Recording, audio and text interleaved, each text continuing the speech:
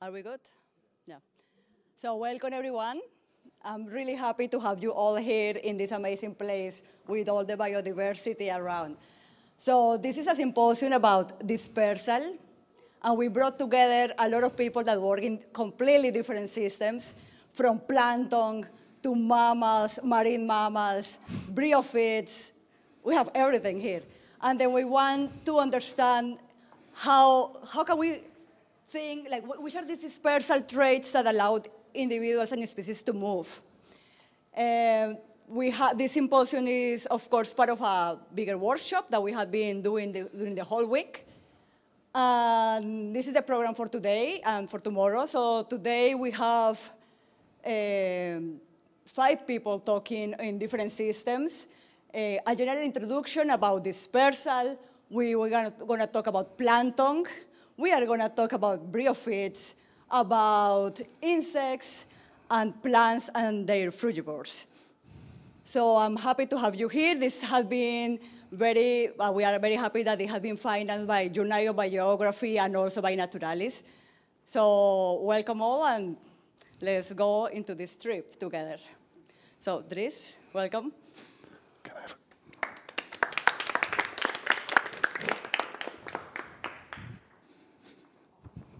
Thank you. But you already said that the questions. Okay, thank you, everybody.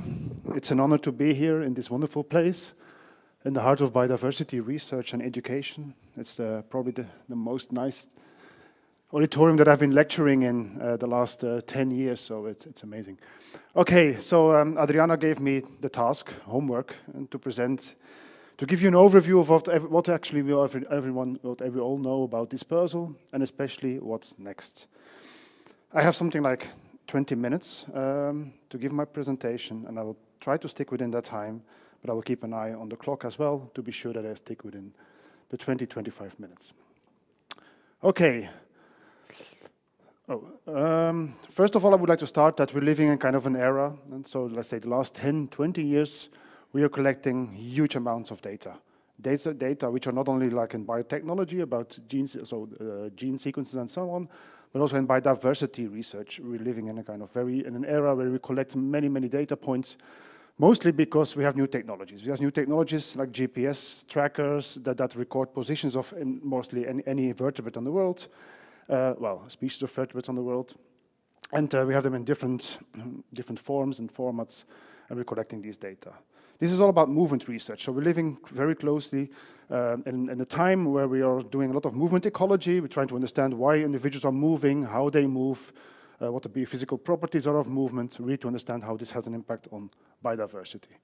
These kind of movement patterns are actually nothing more than point patterns, points that have also a time dimension, and we reconstruct these point patterns in these kind of graphs, where, the whole pattern can be interpreted as, let's say, a random walk or a migrationary walk. So we have individuals moving back and forth to different places. We have central place foragers so these are individuals that live somewhere centrally and are moving to take resources and go back to the place of home. But we also have these kind of trajectories, which are spanning about much longer time frames, from a place where an individual, or a module, if you like, part of an individual is born, to where it will reproduce and die.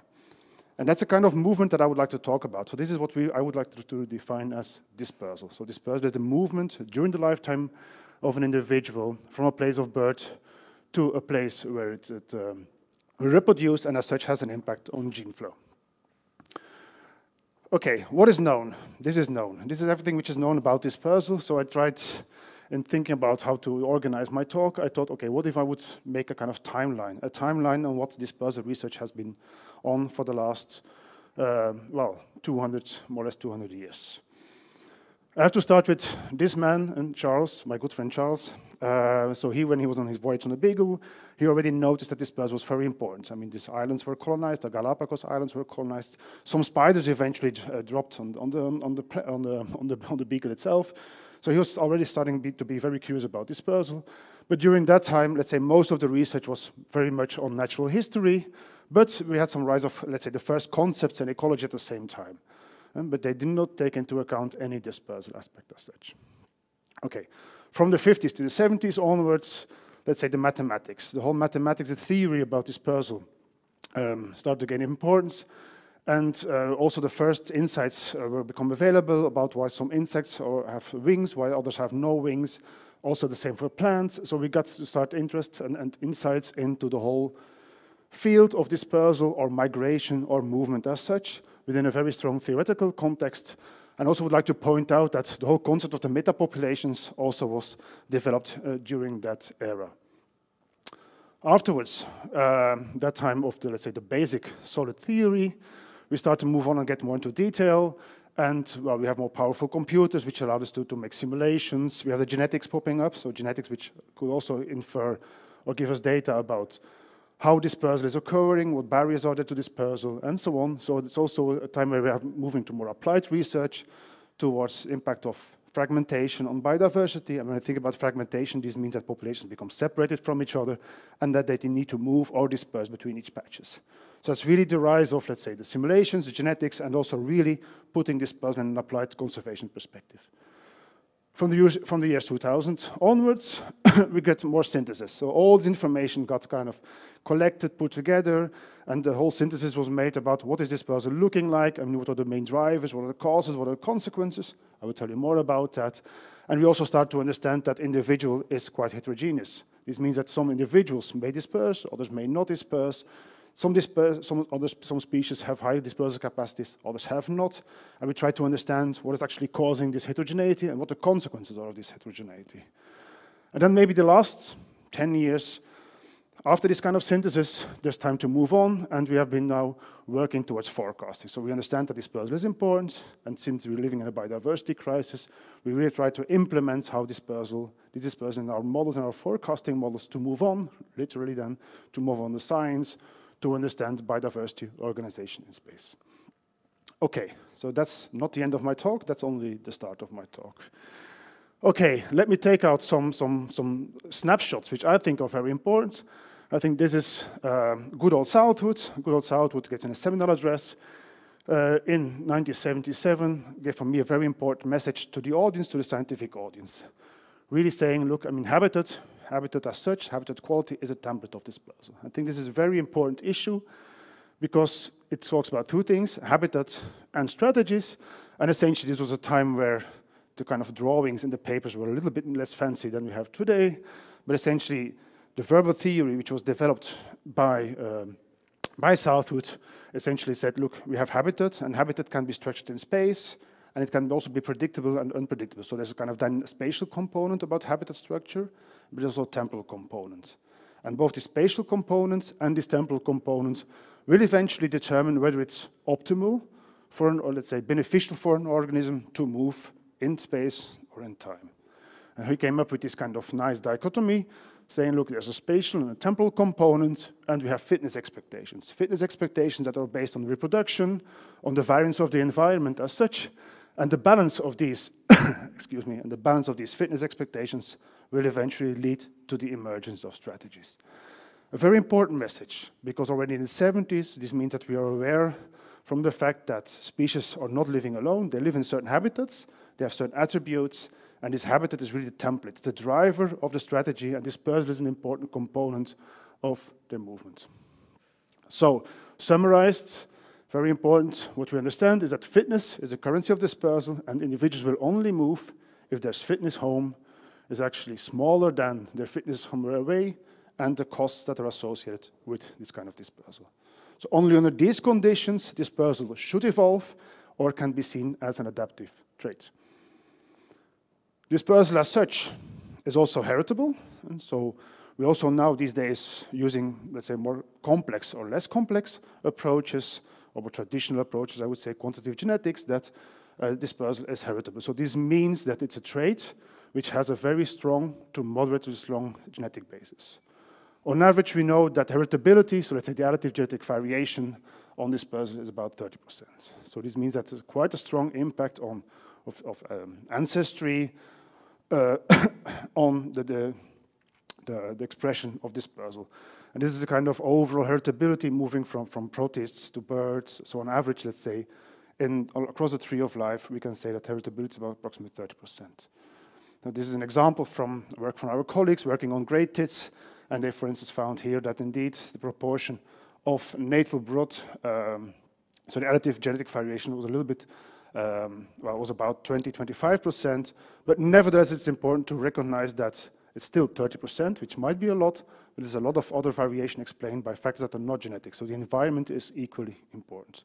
So we have a genetic component and a strong environmental component. This environmental component can be summarized, so synthesized, by this figure. Essentially it says that if an individual would like to disperse or to move, so this dispersal propensity means its eagerness to move on, and then the movement capacity means how far a species can go as such.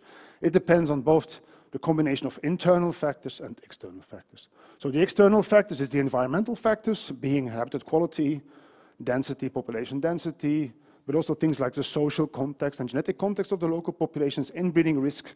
They will interact with physiological conditions, so the condition as such of the species, also the morphology, life histories, and together they will develop and form the strategy of dispersal. So genes are important, the environment is important, we know that. And we have very good theory now these days to understand what we can predict, what we can expect from the interaction between these factors. I will give you some insights from our research, because a lot of the dispersal is actually very strong condition, environmental dependent. We also want to test whether we can actually say something like this is a good dispersing and a non-dispersing individual. Is there such a separation? Or let's say translated, would not all individuals eventually disperse if the conditions are too bad? And essentially we work with this kind of model species, and what this graph is showing that indeed all species may eventually disperse if you wait long enough. If you just provide the proper conditions for them, in this case it's starvation, clearly trigger to move on to a next patch, but as long as these conditions are provided, all individuals will eventually disperse. Under ideal conditions, under lab conditions, where of course they can disperse. Or translated, this means that there's individual heterogeneity in how the individuals perceive the environment, and some will leave early, some will leave late, but eventually they will all leave. This means that there's heterogeneity and that there might be traits, and this is the topic of this workshop, that traits might be associated with individuals that suddenly decide whether to move on or not. I give some examples, again, from the same system. These are then what we call effect and response traits. I give an example here on consumption capacity. So how much these kind of mites will feed themselves, how much they will engage in feeding. We see differences between the dispersing and the non-dispersing individuals. You can also look at the profiles, metabolic profiles, so the physiology. We see clear physiological differences between dispersing and non-dispersing individuals. And we also see clear impact traits, so in terms of competition, and where we see, for instance, here in this case, that dispersers are actually less competitive than the non-dispersing individuals. So these traits, they actually feedback from the individual level, from physiology, and they may have a strong impact on the population dynamics as such. We also know that if individuals leave, that they do it at their own best. So we perform the kind of experiment to really test whether those individuals that are leaving, whether they do it to their own best. I'm not going into details because I don't have time, but essentially what this graph is showing that individuals that are actually moving, so this is the patch 2 phenotype, which are dispersing phenotypes, if they actually are forced to stay home, that they have a very low fitness compared if they would really have moved on. So really showing that those that are moving out of a certain patch do it to their own best, they will increase their fitness, and vice versa, those that are deciding to stay home also do it to their own best because the highest fitness is reached there. So dispersal is what we call, is a kind of fitness maximizing strategy, or dispersal is optimized to maximize fitness.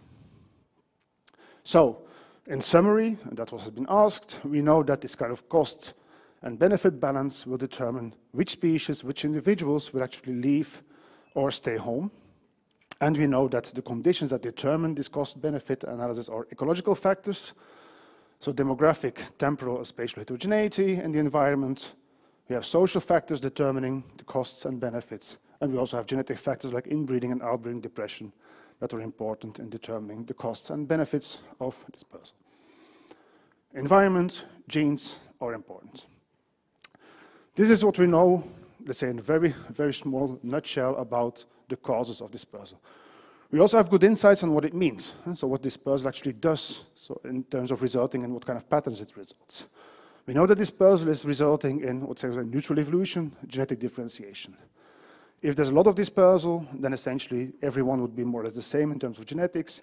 If there's dispersal limitation, we see patterns, what we call genetic isolation by distance. So this means that individuals that are living far from each other are genetically more dissimilar than individuals that live close to each other, because this is closely related to dispersal capacity. We also know that the level of dispersal, so the level of gene flow, has an impact on what I would term microgeographic adaptation, or the potential to locally adapt to new environmental conditions. So clearly know dispersal has an impact on genetic signatures, which can be adaptive or non-adaptive.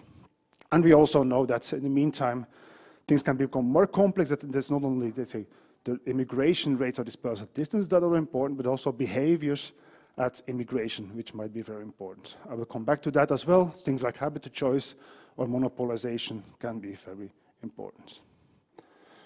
This is work from the organizer here, from Adriana, showing indeed that if there's dispersal, if there's quite some dispersal going on, that the potential to locally adapt to novel habitats will increase. So there's a clear interaction between dispersal, how much you disperse, so the level of gene flow, and your potential eventually to adapt to new conditions. So this is work on a model system, again, the mites adapting to toxic host plants.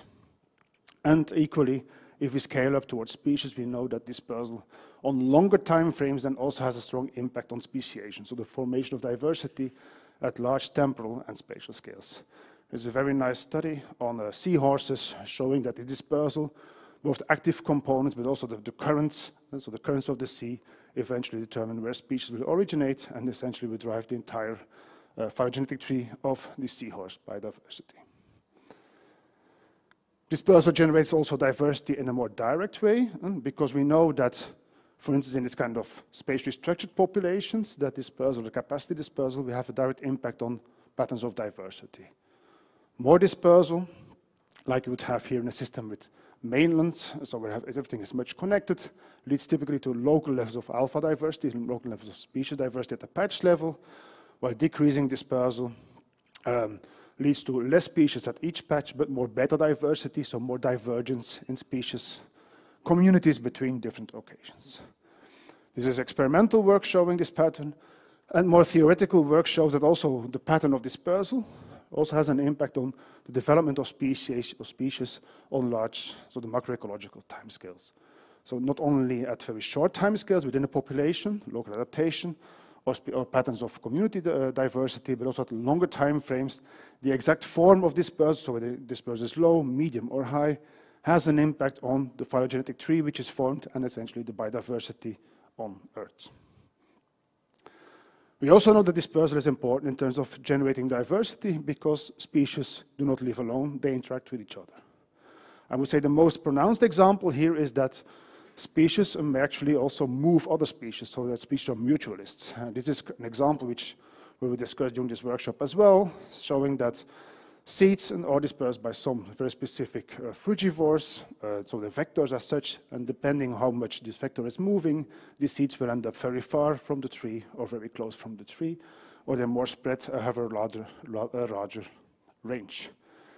It's important, forms biodiversity, spreads biodiversity, spreads species in the environment, and also would like to show that there are more consequences than biodiversity per se.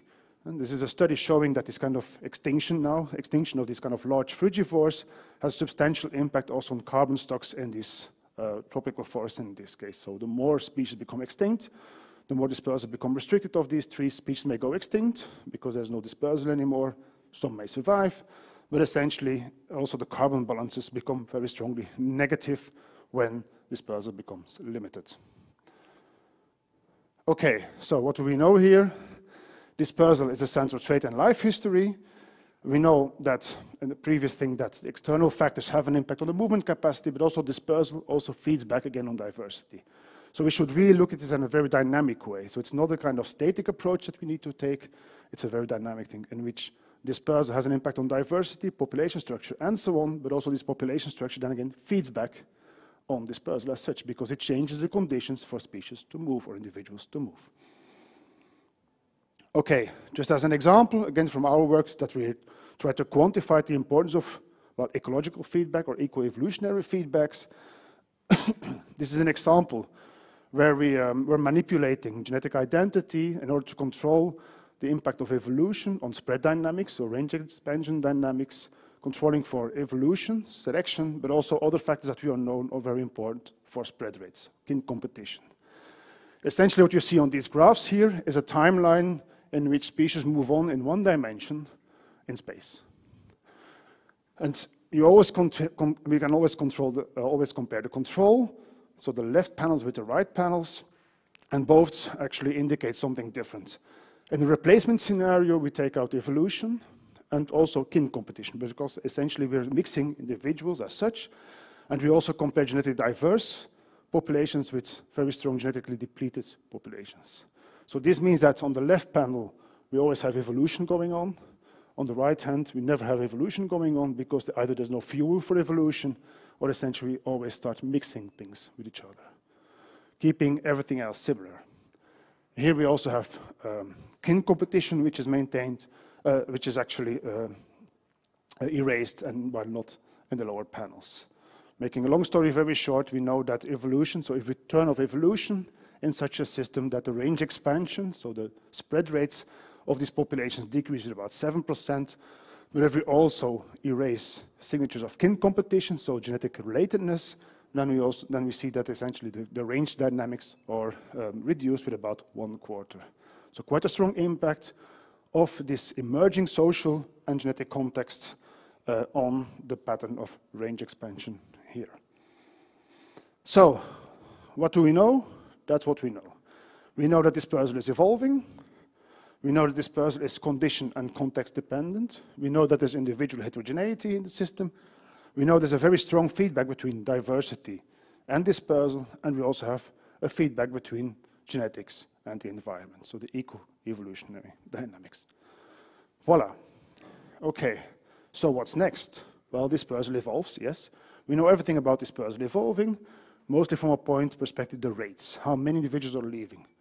But what do we know about other parts of the strategies? For instance, about dispersal distances. Again, we can do this kind of experimental work, experimental metapopulations where we manipulate the environment. Here we have a metapopulation where we harvest some populations locally, either in a spatially clustered way or in a random way.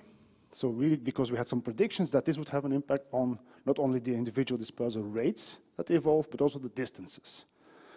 And this is a simulation model. So this is a simulation model that we kind of made to guide our predictions, if you like. What we were predicting here is indeed, if there's nothing going on in the system, so if the metapopulation is stable, there's no reason to move out because everything is the same everywhere. So essentially what we see here is there's no dispersal going on, and the random extinctions, individuals would leave quite substantially to the next patch, to one patch, and the clumped extinctions, they would move further. So the kernel, if you like, simplistically would change. I like to show these results because that's the only time in our life, in my academic career, that we had a perfect match between the empiricism and the model, but nevertheless, it's there. It shows that not only dispersal rates are evolving, also the kernels, also the distances may evolve. Other factors may evolve as well. Habitat choice, so the migration stage. And we know that species might not only move, but they might also evolve their capacity to select proper habitat to which they're best matching. So if the environment is heterogeneous, we know that dispersal is not randomly everywhere, but that species, even apparent very simple species like Tetrahymena, are able to select those conditions that match their fitness best. So also the immigration phase, the colonization phase is very seldom, probably very seldom random. Dispersal is condition and context dependent. Yes, we know that, and the lab condition. But what about nature? How relevant is this in nature? Study on butterflies showing that for the different phases of dispersal, that indeed things like weather conditions, the drought of the environment, the abundance of host plants, the level of management of grasslands, so all these environmental factors have a strong impact on dispersal. This is probably one of the only studies really testing this kind of condition and environmental dependency in real life. So we have a lot of insights from lab studies, but what about nature? Well, one study. The same about individual heterogeneity. We know that there's a lot of variation within species, but how does this variation within species sums up like variation among species? Can we actually generalize among species? Are there discontinuities? Are there discontinuities in dispersal as such, like we have in the body size plans of many individuals? Is it a continuous or non-continuous thing? Can we make predictions? So this would be a prediction about the dispersal rates. We have a lot of individuals dispersing here, but they're smaller, so this means they have less control about where they move, so large advection, for instance, while when individuals are larger, they probably will move less, but more directly. Do we see the same pattern within and across species? We don't know. And especially, we don't know how these kind of strategies or differences between species, whether they're reflected in where species eventually will occur in the world. Certainly food for thought and food for more work later on. Similarly, species also live not only in an environment, they also live together with other species. And all the research that we know is about single species dynamics, but what about interactions between species? In order to tackle this, we have been involved in a study among something like 10 labs spread across Europe, and we're using quite a lot of different groups to study very basic principles, studying whether the lack of food versus the predation pressure, or experienced predation pressure, would have an impact on dispersal. Not predation per se, but simply whether the cues of predators were present, whether then individuals would move more and further. Making a long story very short, both were important. So both bottom up, so the lack of resources impacted dispersal, but also whether a predator was present also have a strong impact on the dispersal propensity. So the context, the diversity context again, has an impact on where and how fast individuals will disperse. Dispersal evolutionary interactions are important. We know it's from models. What about nature? We don't know. So what's next? Well, I would say what is next clear is this. We don't know anything about dispersal, about all the other stages, about, let's say, the dispersal distances, immigration, colonization rates. We don't know how these things evolve, how they're condition or context dependent. If there's condition and context dependency, we don't know how this works in nature, only in the lab conditions. We still have no idea about how this heterogeneity, trait variation between and among species is important, and actually we don't know whether these feedbacks between dispersal and diversity are general, and how to move forward in our science. And moving forward in our science means to me that we should go towards forecasting, because I think that's very important. We do research with a kind of mission. We would like to understand the organization of biodiversity on Earth and how this organization of biodiversity will change in the future. Can we incorporate dispersal already in some forecasting techniques? And therefore, I really like to refer to a paper of Mark Urban and colleagues from 5 years ago, essentially mentioning if we really would like to build reliable mechanistic forecasting models, we need to know everything. We need to know how species interact, how they disperse, how they reproduce, when they would die, so their demography, their physiology. We need to know how the environment is changing, of course, in the future as well, and whether they can evolve or adapt to new conditions. Well, what we learned so far is that if we think about dispersal, that also dispersal is clearly interacting with all these other factors that eventually have an impact on the range spread and the organization of biodiversity and life. So how should we move on? Well, we need to really understand, so I would say we know the first principles, but we need to go further and understand how all these factors will interact in nature to really understand how biodiversity will reorganize in space and at what scales all these factors will be important. As you see here in this graph, very few studies have actually included already dispersal in predicting range or diversity in the future, let alone that more than these mechanisms are already incorporated. So students everywhere in the world, this is your mission. Understand dispersal, how it interacts with all these demographic, environmental, and genetic factors, and give us the models that we need to predict and forecast where biodiversity will end up. Thank you.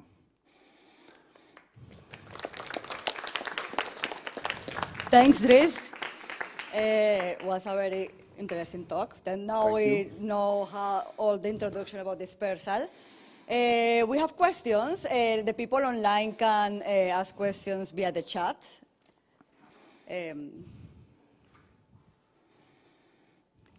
Yes. Thanks a lot. That was really fascinating and a good summary, I think. So you say dispersal evolves, but is it really dispersal that evolves, or characteristics that are heritable that link or that facilitates dispersal somehow? Dispersal as a strategy, as a process, is evolving, and of course the underlying traits that determine evolution evolve in concert. But how can dispersal be, as a process, be a heritable feature? Because you have genes underlying. So you have genes underlying thresholds. So essentially how I see dispersal, it's a kind of threshold trait. So typically you have hormonal conditions regarding to immigration propensity. And these thresholds, they evolve. So they have an underlying physiological mechanism that's evolving. So multiple genes is usually a polygenetic structure of the genetic architecture. So it's polygenic, and this means that this evolves in this way. So there's thresholds when individuals decide to move, that's clearly evolving. And that's what we usually see. Yeah. But I can also answer that this is now for more, let's say, more behavioral responses, but the most obvious cases are, of course, those cases where you have very simple structures that are related to dispersal. Where you have wings, or let's say seeds with wings or non-winged, and then very clearly you see very strong selection, very fast selection, for instance, by fragmentation, by which there's selection for non-winged seeds or non-winged grasshoppers or whatever. So that's the most simple example, usually, or sometimes even Mendelian inheritance, but the more complex cases then are much more behavioral and should be considered as kind of threshold trait.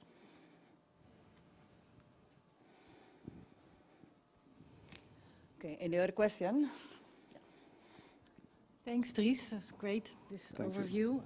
So I wrote down dispersal generates diversity, and I was a bit confused by that because, well, thinking about allopatric speciation, I would think that dispersal actually mixes things and you get maladaptive alleles into a population, and that would actually slow down speciation rates. Yeah. So that's a very interesting paradox, right?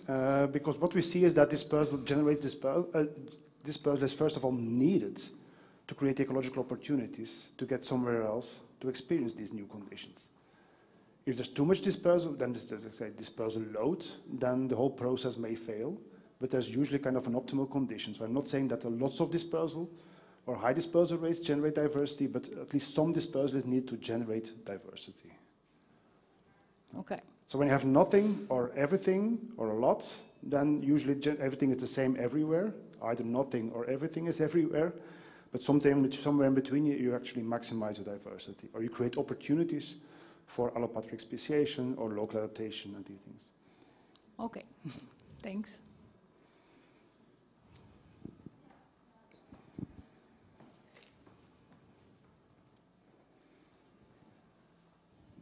I may want to add, if you have a local system and things go extinct and you have no dispersal, everything will become very poor.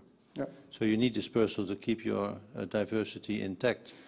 And what we see in the Amazon, that some sister species have very, very small populations at sometimes 2,000 kilometers away.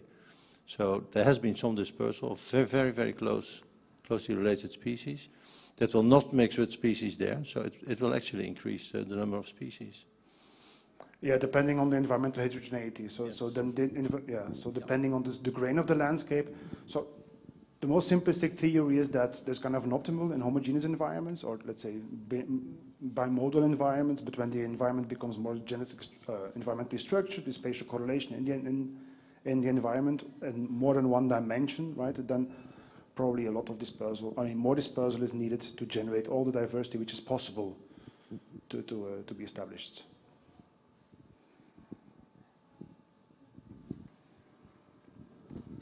But you're right, it can equally erode a lot of diversity. Think about invasive species, for instance.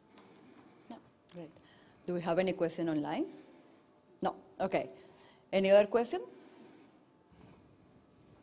I was wondering, do you think we can find some generalization in traits for, like, can we generalize in one point traits? I thought that's why we were here. Yeah, Yes. this is why we are here. Yeah. I thought that we already could just solve the problem. Yes, I think we can, to some degree. Yeah. But you want the answer already now? No. Okay, we I will have think the it has to do. It answer, has to do with space use and dispersal and space use and well, I think there's a master trait which is body size, obviously, but it should not always be in the same direction for each group. So I think body size is a master trait, but depending on the group, it might have positive or negative relationships with dispersal. Yeah. Okay, thanks a lot. So now we are going to go to the sea. And we have Katja with the plankton. We will learn everything. No, yeah, maybe.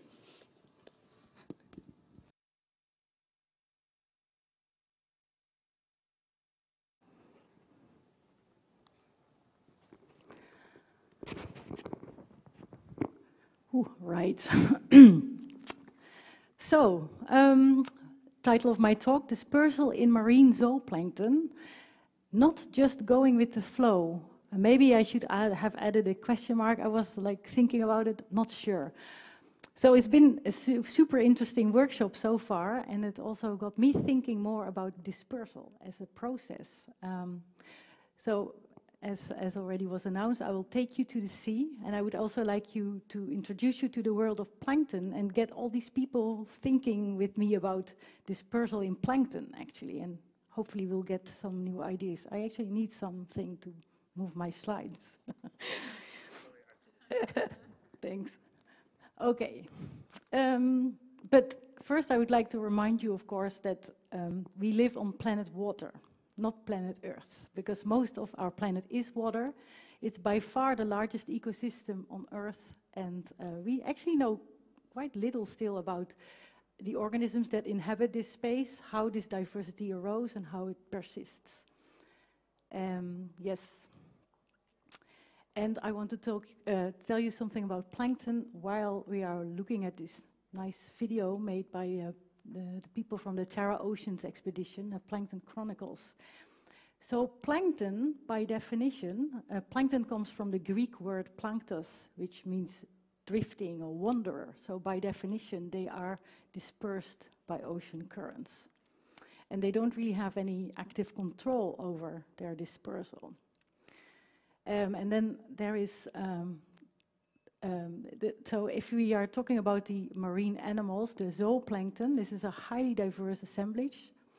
They are the basis of marine food chains, and they are often regarded as quick responders to climate change because they're not fixed onto everything. I was expecting other things to happen though, but anyway. So you're looking at some beautiful organisms here, very diverse.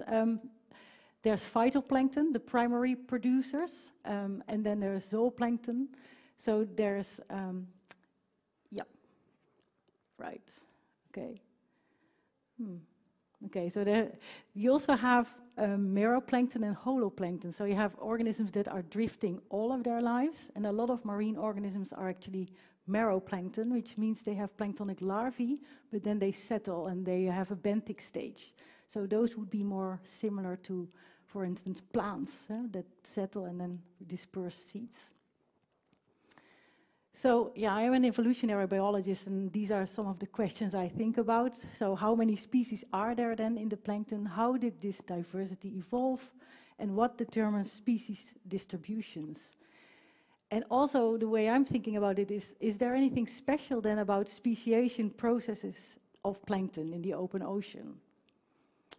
And then what about dispersal in marine holoplanktonic organisms? We can't really measure dispersal directly. We can't do mark recapture experiments or put trackers on zooplankton or any planktonic organism. So we usually use indirect methods to study dispersal. And so I come to the panmixia paradigm, or the very famous hypothesis by Bas Becking that everything is everywhere and the environment select. And then I like to show this animation from NASA showing the surface ocean currents, because the open ocean is also a very highly dynamic habitat. And this is just the surface circulation that is the result of wind stress and the Coriolis force. But then there's also the thermohaline circulation that basically moves all the water across all of the oceans approximately every 1,000 years. The whole ocean is mixed, so a single water molecule has traveled through all depths, all oceans, which maybe you think that's slow or maybe you think that's fast, but on evolutionary timescales that's nothing. well, what would characterize plankton? We have huge populations, so in terms of their spatial scale as well as numbers. Trillions of individuals.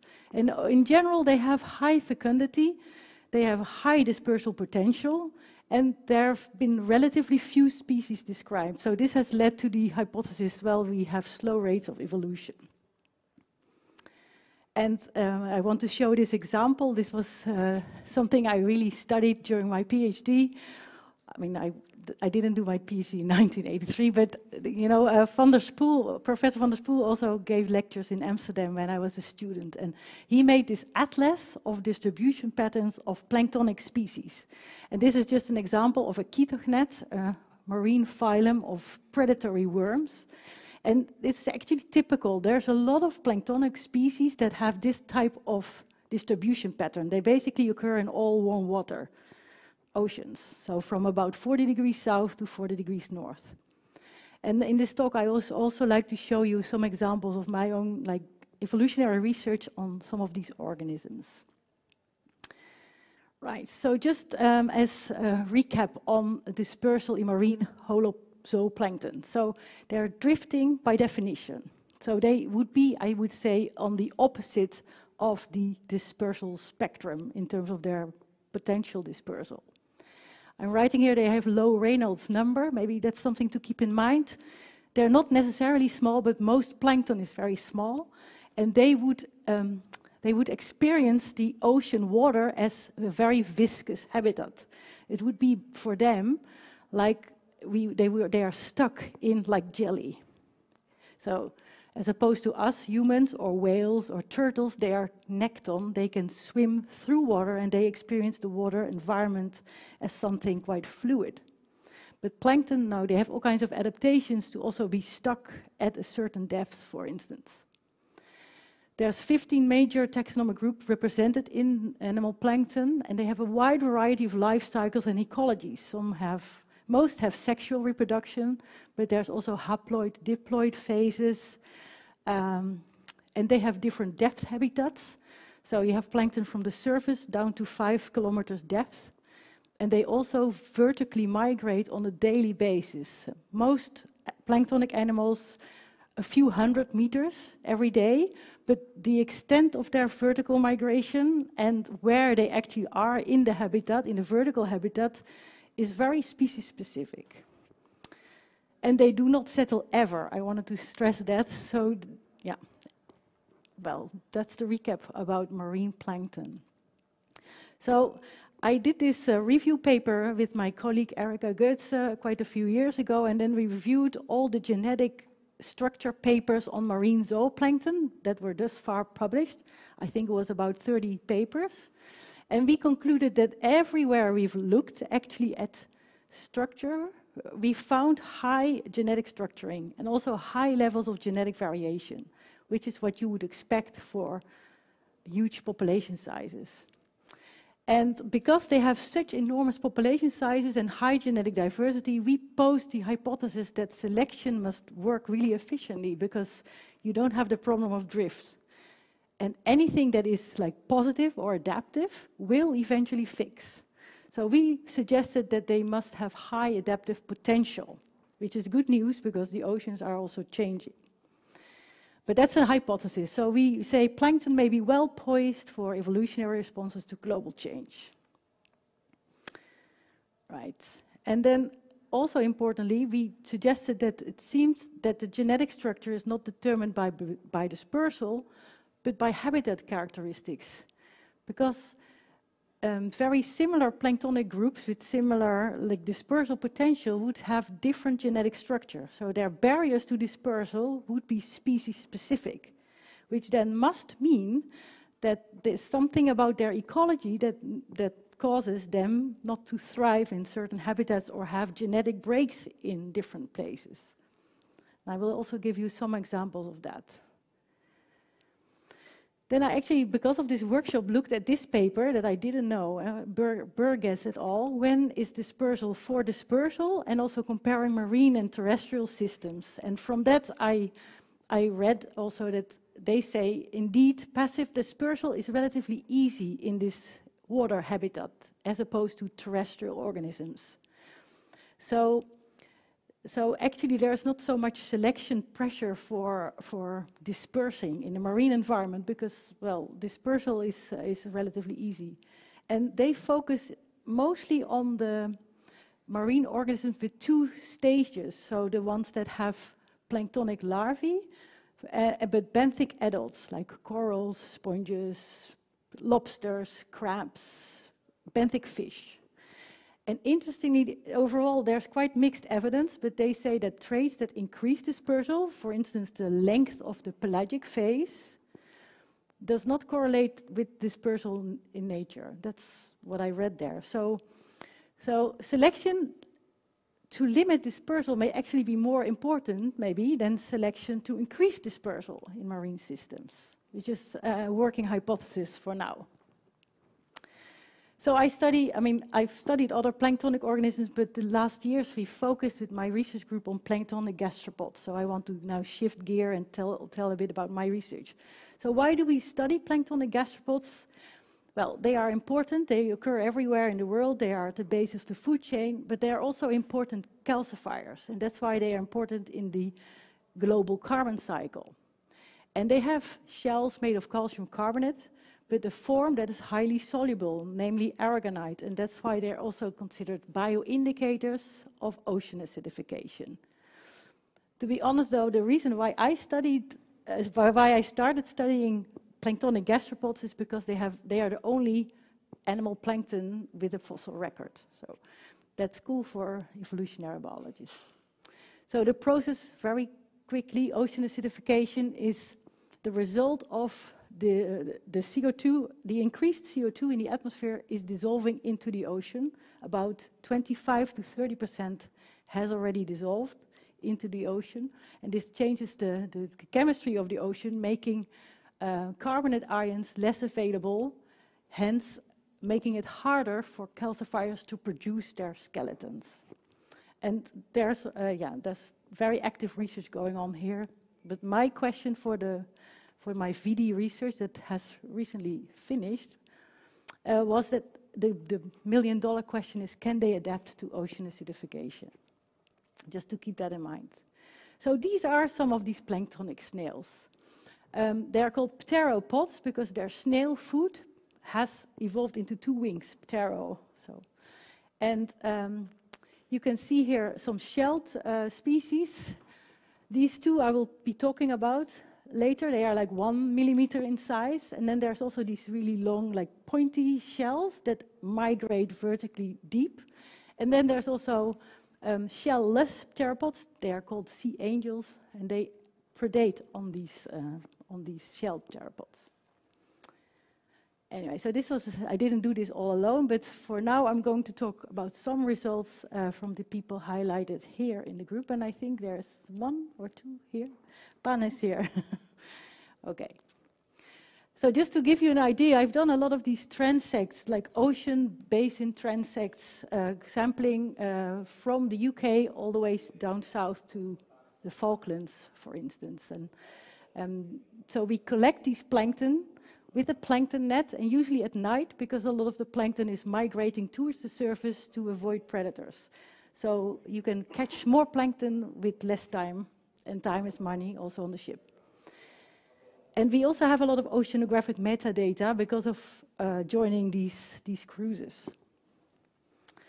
So one of the questions I would like to talk about here is, are there then barriers to gene flow, or barriers to dispersal, if you wish, along these transects across the Atlantic Ocean? And I will talk about two very abundant shelled pteropods with distribution patterns that I've just shown, like warm water, all three oceans, trillions and trillions of individuals. And actually, because of this workshop, I was then thinking, well, they are planktonic and drifting, there's not really any differences, but actually there is one really clear difference, because Heliconoidus inflatus is a brooder, so it is a planktonic, holoplanktonic snail that broods. It has its young inside the shell, and the other one, Limacina bullimoides, makes egg strings. So there are differences, maybe there are traits that would influence their dispersal, but then if their dispersal is already maximum, I wonder what does it matter. But Let's see. So one first thing that we did is we were looking at the cytochrome oxidase 1. It's a standard barcoding gene, and it actually already showed high levels of genetic diversity. And so I'm just showing here some clades that are at least 1% divergent, just to give you a sense of the spatial distribution of genetic variation. And you can see here there is definitely not homogeneous genetic variation. And in fact, we infer clear barriers to dispersal. One here in the south, and we could link that also to some morphological characters of the shell. So we think this is probably a distinct species. And then we also have these 3 stations that seem to indicate there's also a distinct population. And I should say, like an FST of 15%, for instance, in like marine fish, would definitely be considered as totally different independent stocks. Yeah. Then comparing with another species that was even more genetically variable, I just very quickly showed, and here there's this convergence zone, a very different marine habitat, so the other species doesn't occur there. And then they both have barriers within the middle of the gyre, so actually in the middle of a current that would presumably mix everything. And they are not exactly in the same place. So here we are looking at some characteristics of the water mass going from north here all the way to south. And we show temperature for the top 300 meters here, and we show chlorophyll as a proxy for food for these organisms here. So these are the gyres, the northern gyre and the southern gyre, and this is the deep chlorophyll maximum that is a bit more to the surface around the equator because of equatorial upwelling, but never mind. Then we looked at the abundance pattern because we did quantitatively sampling, and we know how many organisms we find per 1,000 cubic meters, and we match that with the genetic barriers that we find. And so we find one barrier here and one barrier here. So this one we could maybe explain because the subtropical convergence zone is very different habitat, but this one seems to occur like in the middle of the gyre, and that's a bit puzzling. For the other species, we also found a barrier here, a very clear barrier, again in the middle of this oligotrophic southern gyre. And using another gene, which I didn't show the data for, we have some limited evidence for a secondary barrier in the equatorial region. So from this, we concluded that barriers, they seem species-specific, even though we are talking about zooplankton. We find barriers in regions of low abundance that maybe signal that these areas are somehow suboptimal habitat, perhaps. And we think we find evidence for local adaptation.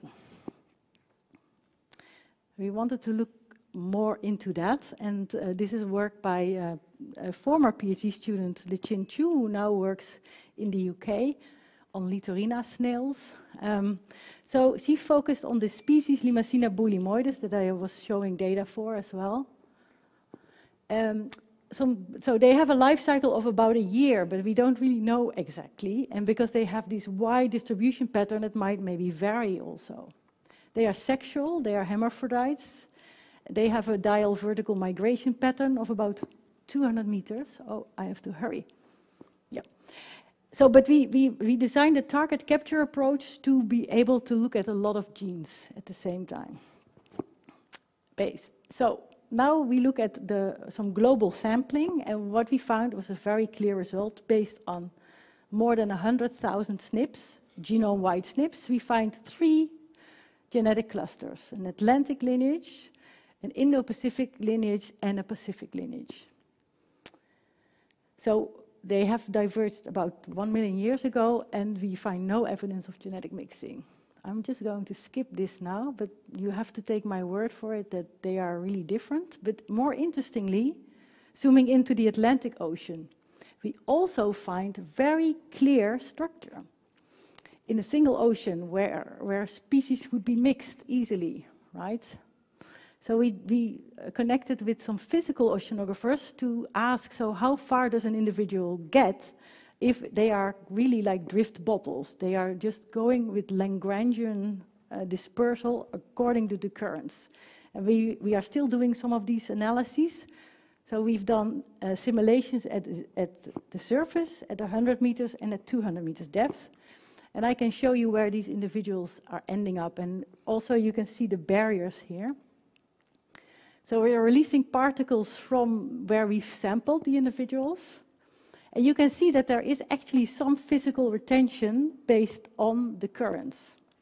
However, if you then let the simulation go for a bit longer, for 2 years, then there's also, you can see quite a lot of mixing across these barriers. So we think there is some physical retention, but dispersal barriers are permeable. So then we thought maybe there's local adaptation. This is the abundance again, and here this is chlorophyll measured by satellite from space, and it seems like the yellow population occurs in areas where there's more chlorophyll near the surface.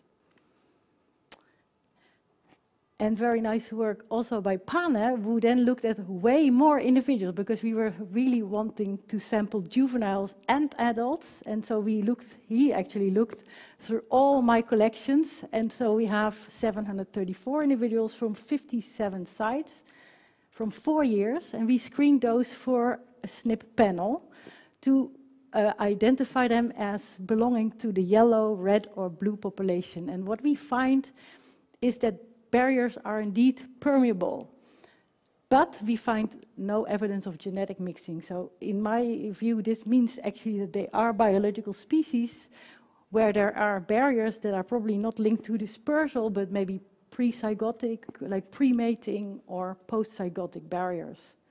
Although then there is one exception that maybe confirms the rule. We found evidence that there is one hybrid.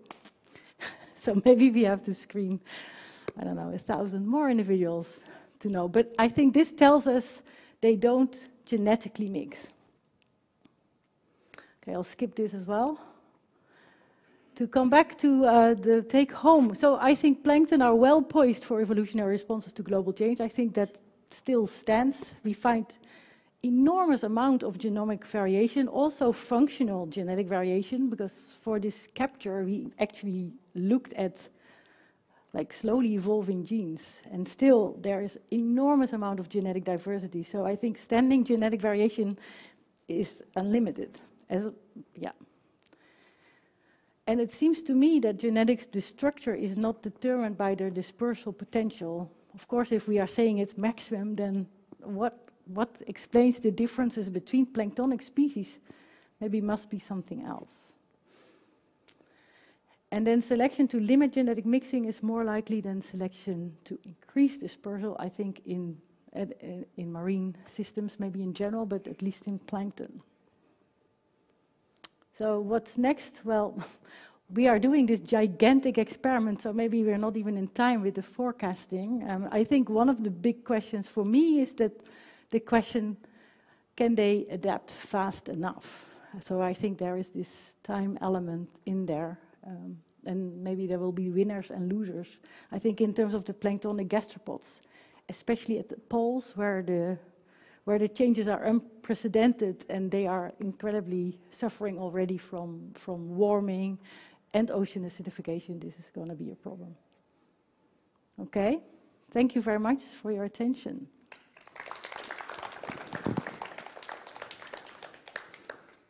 Thanks, Katja. Very nice presentation. Okay, thank you. Do we have questions? Yeah, vale.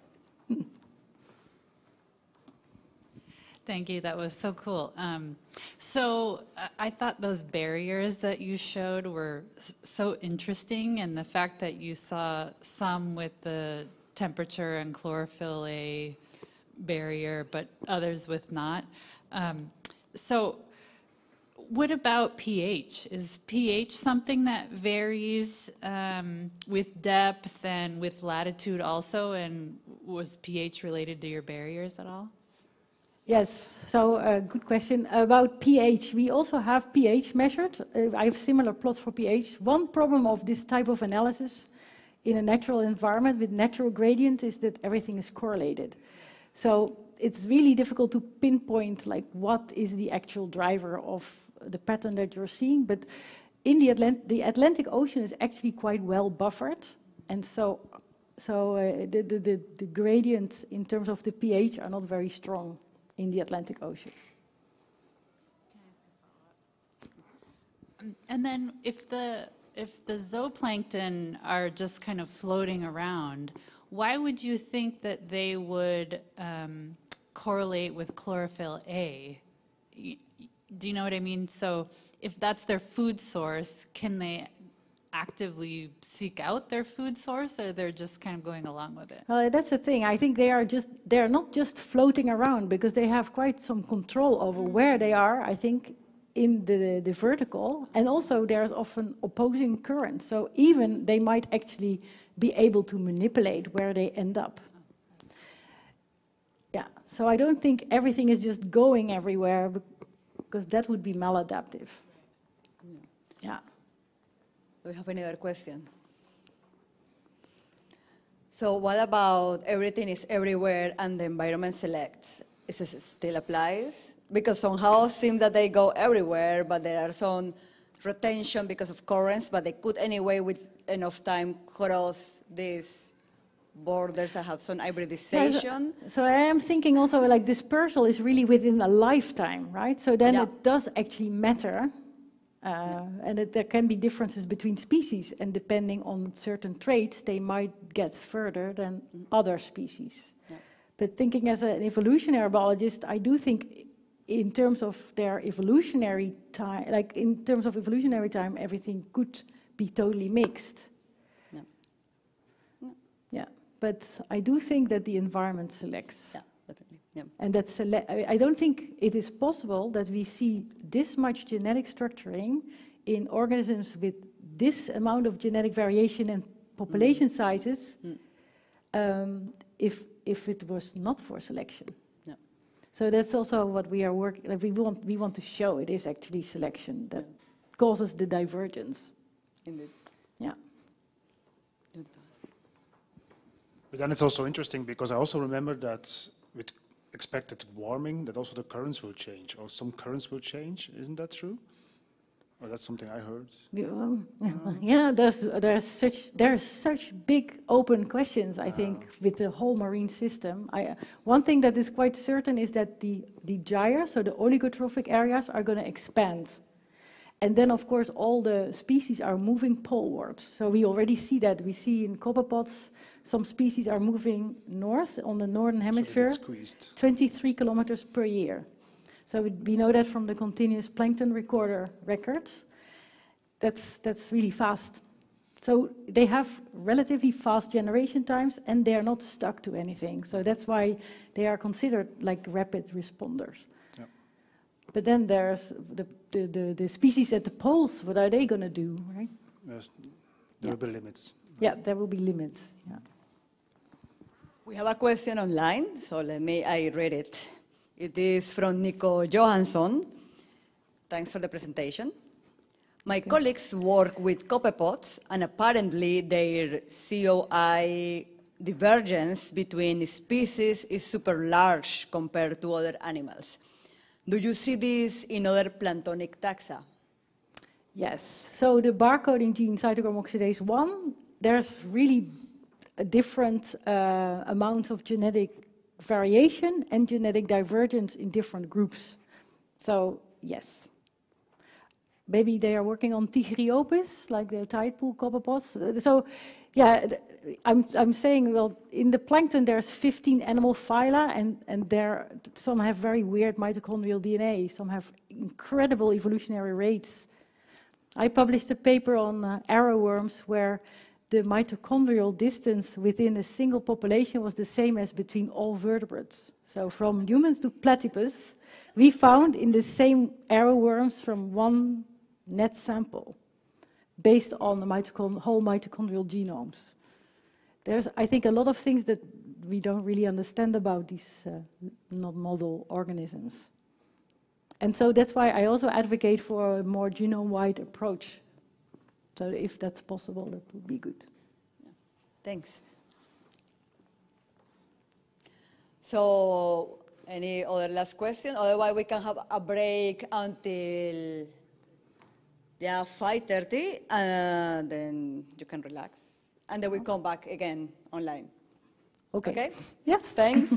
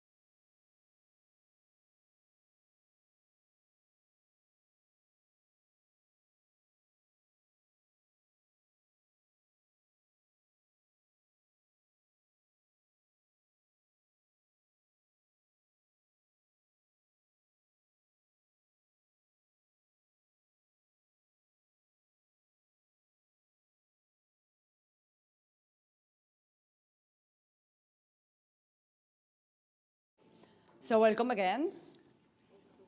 I guess everybody have a little break. We are going to continue with our, I don't know with what, with our colloquium. The next speaker is Michael. He's going to talk about bryophytes.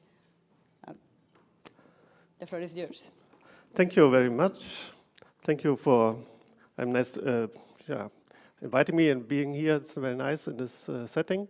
And we moved towards land, on land again, after having a discussion about oceanic organisms, and we talk about bryophytes. And let's introduce the study system, this group of organisms. So bryophytes are small plants, generally small plants.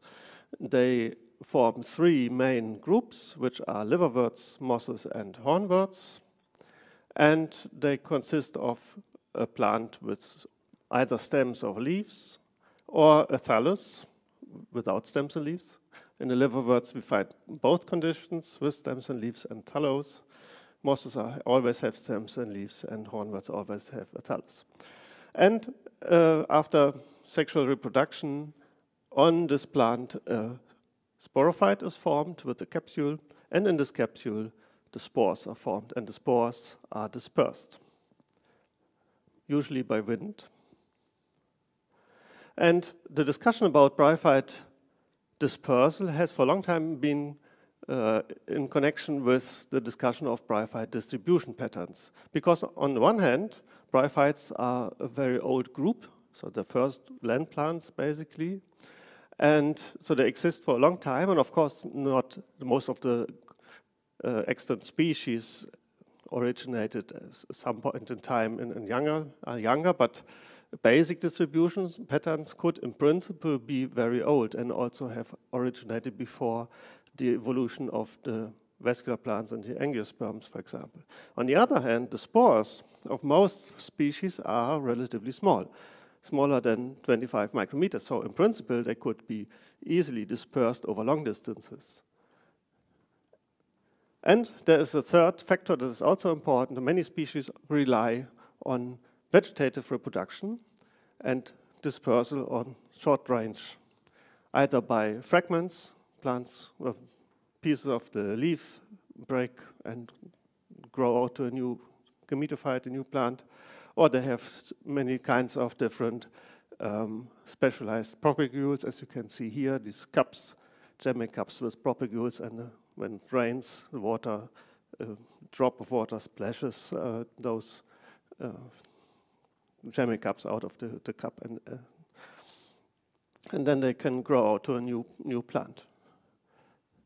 So, and the reason why this connection between this understanding distribution patterns and dispersal is so important, because what we observe in bryophytes is that they often show large distribution areas and disjunction, so distribution but separated in different parts of the world at the species level.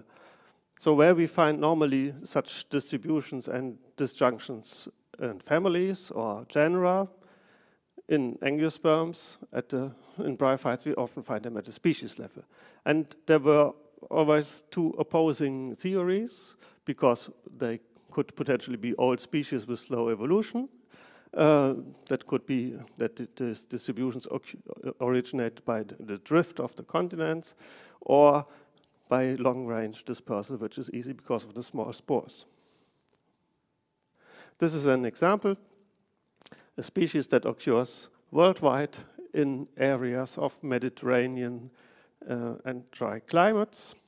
It was considered to maybe be connected with the breakup of the Pangaean continent, supercontinent. But nowadays that we have the tool of molecular dating, so we can know how old the species actually is probably. The whole genus, Tortula, is less than 75 million years old. So continental drift is not in place to discuss or to explain this distribution pattern, but there has to be some kind of dispersal somewhere and maybe survival or adaptation to these climate regions that exist all over the world. This is another classic example, a species that occurs in New Zealand and Australia, but also in South America, southern South America, until Brazil. And this was considered to be connected with the Gondwanan supercontinent that broke up at some point. And the age of this whole clade where this species and its sister species and some other genera are situated in was inferred to be about 55 million years old. And certainly for New Zealand, which moved away about 80 million years already, there had to be a dispersal somewhere to New Zealand to establish the species there. But on the other hand, what we also can see is that there is genetic differentiation in the different areas. So it doesn't seem that there is a lot of dispersal, so that there's a mixing of genotypes, but probably at some point dispersal happened, and then some genetic differentiation occurred as well in the different areas. What we also observe in bryophytes, and what's also different from vascular plants and angiosperms, is on the one hand that we have relatively low levels of endemism. So we don't have spectacular island radiations, for example, as we see in the Darwin finches or in certain flowering plant groups in the Canary Islands, for example. We have endemic species, of course, but here and there are species, endemic species, but it's not too much. And what we also rarely find, or what is at least rarely documented, is human-mediated dispersal, and we also have few invasive species, basically. So when species are transported somewhere else, it is relatively rare that they become invasive and spread. The most, or one of the most well-known examples is this species, which occurs in the southern hemisphere and was transported in the 1940s around of the last century to Europe and spread all across Europe and also a little bit in Western North America. But those examples are relatively rare. Bryophytes play an important role in many ecosystems in the world, but especially so in the polar regions. And you can see that the numbers of species of bryophytes clearly outnumber those of vascular plants, most extremely so in Antarctica, where there are only 2 native vascular plant species, a grass and another flowering plant, but there are more than 130 bryophyte species. So understanding the colonization of the polar regions is important, that bryophytes are a very important component to understand that. And in these polar regions, we find one of the most extreme patterns of distribution, and it looks a little bit like the opposite pattern that we saw in the previous talk, where plankton occurs only in the middle part in the warm oceans. These are species that only occur in the cold terrestrial parts in both poles. This is a little bit idealized. Of course, specific species distributions vary a little bit, but that's the idea. So we have bipolar species, and they can be either strictly bipolar without any intermediate occurrences, or they could be bipolar intermediate, where the species also occurs along mountain ranges, so on high altitudes in tropical regions and tropical mountains. And those are actually quite a large, almost half of the flora of Antarctica, bryophyte flora, is composed of these bipolar species. So there is no direct wind connection between those regions. And the question is there dispersal going on? Which vector is responsible for this dispersal? Which pathway does this dispersal, if it occurs, follows? Several pathways have been postulated. And whether it is from north to south or from south to north. But what we can also question ourselves is whether those populations in the 2 polar regions are actually the same species. Bryophytes can display a huge morphological variability depending on the environmental conditions. So it could be that different species, maybe closely related, but still different, occur in both polar regions, which show a similar morphology because of the extreme environmental conditions that prevail there. Based on molecular data, a number of species have been investigated to find out whether it's actually the same species or not, and whether we can say something about the dispersal. And in fact, most of the species that have been studied are real bipolar species. So it's really the same species in both polar regions. There's one that we have found together with Brazilian colleagues, the group of Paulo Câmara in Brasilia that I'm working with, that is actually not bipolar. So in both polar regions we have separate species, so we don't understand the species concept very well. We have to revise that. And one species is actually a mixture that was published a mixture of two species, one of them still bipolar, but, that's the but, in the southern hemisphere it does only occur in Australia. So it's not really clear how it got there, but it is kind of bipolar. But the rest, in fact, is. And for some of the species, so the relationships of the population in the molecular phylogenetic trees, we can also infer the direction, and in most cases, it was probably from dispersal from from north to south, and in one case from south to north. There are also some species that are nearly bipolar, and this is one example, and it was also shown that there is a lot of genetic variation.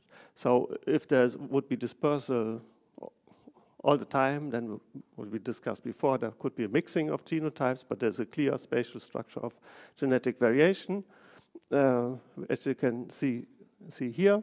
And the dispersal of one of the three groups within the species has been inferred to also have occurred from the northern hemisphere to the southern hemisphere. And that was dated about 8.6 million years ago.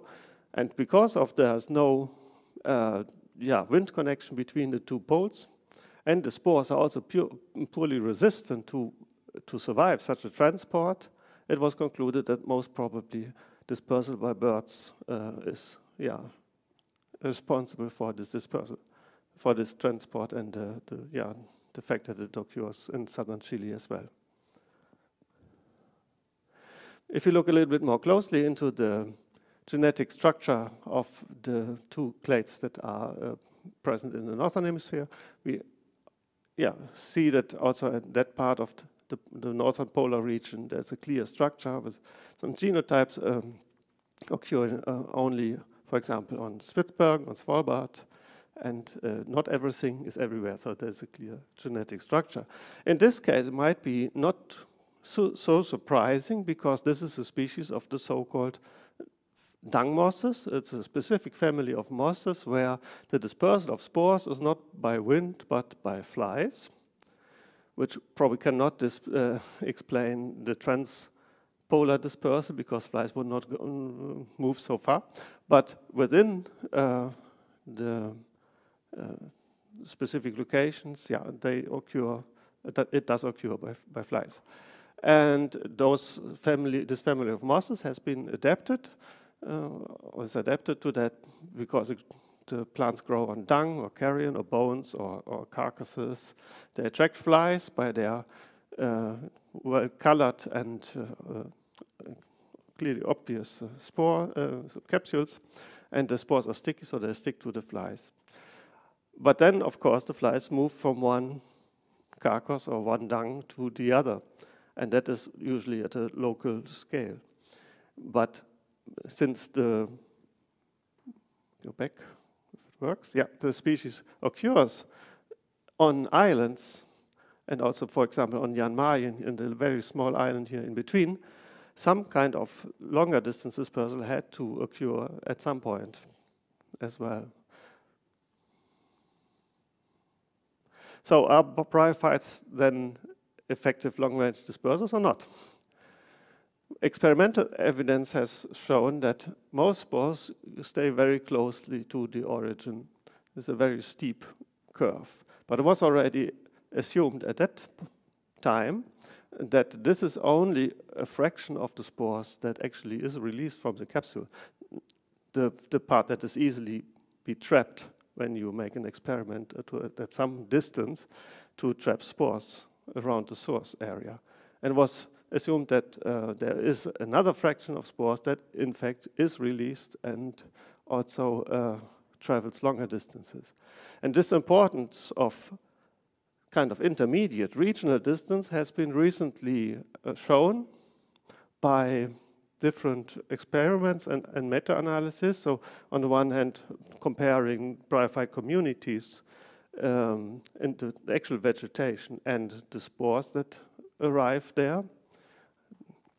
And on the other hand, a meta-analysis of genetic structure, which show that there is dispersal, certainly until, let's say, medium distances, hundreds meters to kilometers, and afterwards as well, so even longer distance dispersal, but that then becomes a little bit rarer again and more random. So altogether, molecular evidence at the moment supports the fact that bryophytes are good dispersers, but there's also genetic structure at all spatial scales. And maybe within continent speciation is more important than transoceanic dispersal, intercontinental dispersal, which occurs from time to time, obviously, but not regularly, probably. And then the colonization events are, let's say, determined by environmental factors. So maybe that not everything is everywhere, but still determined by environmental factors. But still, we also don't know many things in detail. And this year, a large group of biologists, have published a paper on 50 fundamental questions of biology. And several of these questions are in fact related to distribution patterns and areas, and still sound quite fundamental, what we need to know. So we will need to know the scales at which dispersal limitations occur and shape the distribution patterns. We still need to know more about the biotic and abiotic vectors at different spatial scales. It seems that animals are more important in dispersal of spores than we previously thought, but we still need more data to study that. We need to know species-specific traits and how that is different in different species. Simply analyze more species in their dispersal syndromes.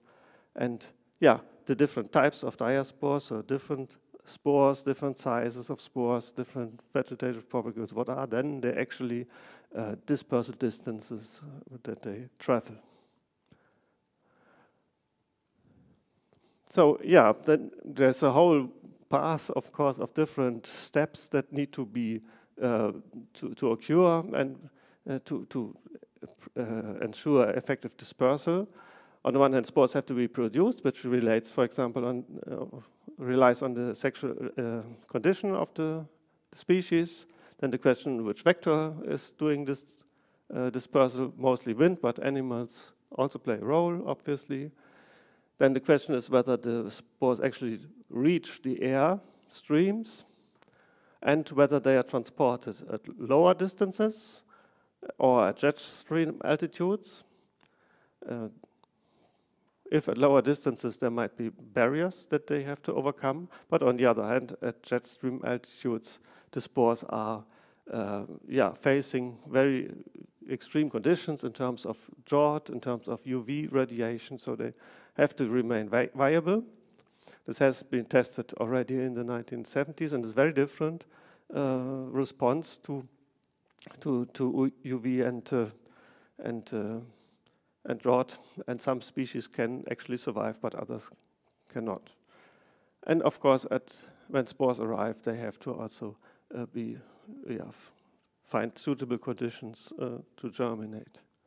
And there are a lot of different factors, traits, characteristics of bryophytes that contribute to the success or failure of dispersal and colonization, like the sexual conditions. As I said in the beginning, many species, or if they are only male or female, dioicous, so then in many cases they don't, the male and female gametes don't meet each other because the male gametes have to swim in a film of water to the male gametes, to the egg cell, and if the distance is too large, this is very unlikely to happen. And then, as a consequence, many species do not form sporophytes often, or maybe not even at all. So some species we don't even know whether they yet how the sporophytes look like. Spore size is, of course, important in the way how far the spores can travel. The exposition height, so how long is, for example, the stalk of the capsule where the spores are produced, so that they can easily reach airstream or not. Species have, and that's also partly lineage dependent, special adaptations to control actively the release of spores. For example, most mosses have a ring of teeth around the opening of the capsule, which can move to actively control the release of spores. Habitat is important, of course. In open habitats with more wind, that's easier to disperse spores than in a dense forest. And then there are different parameters of the actual wind speed and turbulences. The resistance of the spores, I said that already, and the competition with the existing species when they arrive somewhere else. So we need more data, and we also need to know more about how many and which spores are actually present in a specific location. We can, of course, do experiments, but we know very little about what's actually the airborne diaspora, spore diversity in a certain location. Fortunately, you can, of course, nowadays analyze that by the DNA metabarcoding. So we can take air samples and collect all the diaspores that are present in the air, and then sequence all the different species that are in a sample, and then identify them by comparison with reference databases and analyze the patterns that emerge. That is being done for soil and water already quite a lot.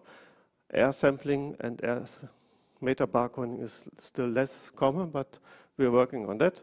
And yeah, you have different also devices to do that, like a Burkhardt sample, which is in use already for a long time, but also a recently developed smaller handheld device, which we can actively collect samples from the air and analyze them. Earlier this year, we also published a case study in a very special location, actually, where one of these Burkhardt samplers was installed on the Atto Tower in the Amazon rainforest, which is more than 300 meters high, and at 300 meter height. So this machine was installed. It took air samples for several weeks, and then they were analyzed. And what we find is that actually, the composition is mostly relatively local. So we have mostly tropical plant species, and then I mean vascular plant species. Some wind-pollinated tropical, which is also to be expected. But what is actually striking is that there are rather few bryophytes detected there. And they do occur often in that area, that's to be expected, but the diversity is very low. And we also know that from other experiments that are going on, that either the method is not completely suitable yet or optimized yet to detect bryophyte spores, or in fact the spore load in a certain environment is rather low, and we need a longer sampling period to see what actually is going on. I think that's it. Thank you for your attention.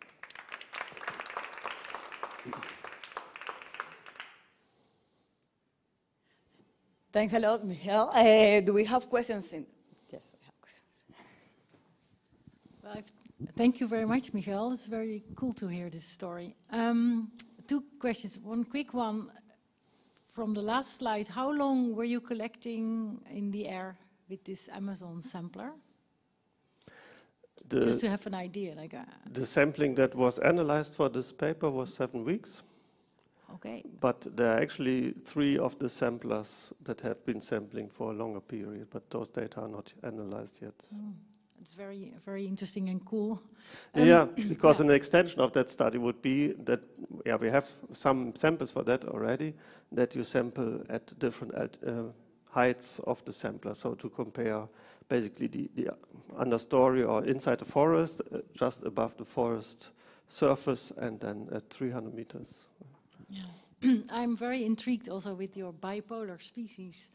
And I was wondering what is your evidence that they are really a single species? Because they form a single clade in the phylogenetic analysis, and they have varying degrees of, let's say, genetic variation. So some of the species are basically genetically the same in both polar regions. But then you've used a single marker? I assume that A few markers? Single markers, yes. Yeah. But that are variable generally between species? Like, yes. Yeah. And so they are almost the same? For some species, yes, yeah, because they have a very low genetic variation. And for others, there is variation, because otherwise you could not infer the direction of the dispersal. Okay. But we have not used like a genome-wide approach yet to analyze the genetic variation. So I guess you're kind of hoping that maybe you find some spores of these polar species in the Amazon catchers? Yeah, my Brazilian colleagues have already sampled also in the southern hemisphere on the trip to Antarctica from Brazil. But if I remember right, those species were not detected yet. So it's still in a phase where we have to find out whether this method is really, how much air you must sample, and how likely it is that you really get a lot of bryophyte spores. Yeah. It seems that these concentrations are really low. Okay. Yeah. Sorry, there is a question online already for some minutes. So it's a question about Shyam. He asks, are there any possibilities to have bipolar bryophytes in higher peaks of Himalayas? A little bit similar to the question of if you will detect these things, but would you find them in the highest peaks of the Himalayas? Yes, the distribution I showed was just let's say, generalization. So the actual distributions of species are, can go back to the reach further south of some species. Like, for example, going further south here. So I think, I don't know by heart right now, but I think some species are also distributed into the Himalayan regions. Okay. Yeah. So. Yeah, thank you. I was interested by your sampling as well. So I was just wondering, I mean, with one such sample, even if it works for 7 weeks, I mean, if you have spores and they get diluted in the air, you have such low densities. So what in the end, really, I can imagine that the chances of really picking up any signal of active dispersal in these bryophytes would be actually very, very low, right? I mean, unless for the local species, but then for really distant species, they should be very low. But you mentioned in your slide that you also non-bryophytes, but that you also had non-tropical wind-pollinated plants there. Mm-hmm. And do you have, from where did they come? I mean, I'm just curious. I mean, to see, I mean, because the chance of catching spores or seeds of pollen, not spores, but pollen or seeds from these kind of vascular plants should be very low, but still you get them, so they must be tremendously abundant. Yeah, from the northern hemisphere probably, like birch trees. They're birch trees. Oh, if I remember right, yeah. Okay. But on the I mean, the pollen is obviously released in much higher numbers of the wind-pollinated species, so you detect them more easily, and of course also fungal spores. So we have analyzed fungal spores as well. But the fungal spore diversity actually indicates that also they come mostly from the surrounding, because you can see that the composition of fungus spores indicates a kind of pristine environment. So you find few species that are related to more to human. And so they were also predominantly coming from the northern hemisphere. Yeah. So just like the same pattern that you showed for the bryophytes in a way. So there must be something in the air.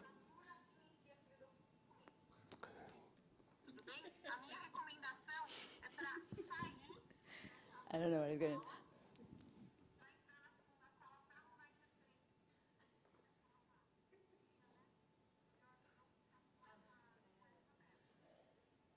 Very, very fast question. Yeah. So I think figuring out the sampling time to capture spore load is really key. So we shifted our fungal sampling time because it was thought that these certain fungal spores are not in the air because the sampling time was very low. And then we shifted it to 30 days, and now we actually leave samplers out for 6 months and find quite a lot of fungi in the samplers. Yeah, and maybe for bryophytes need even longer, but there's some limit, of course, when these experiments can go on, but maybe it's like that, yeah. Thanks. Thanks. Now we pass to the next speaker, Garben, and he will tell us about insects.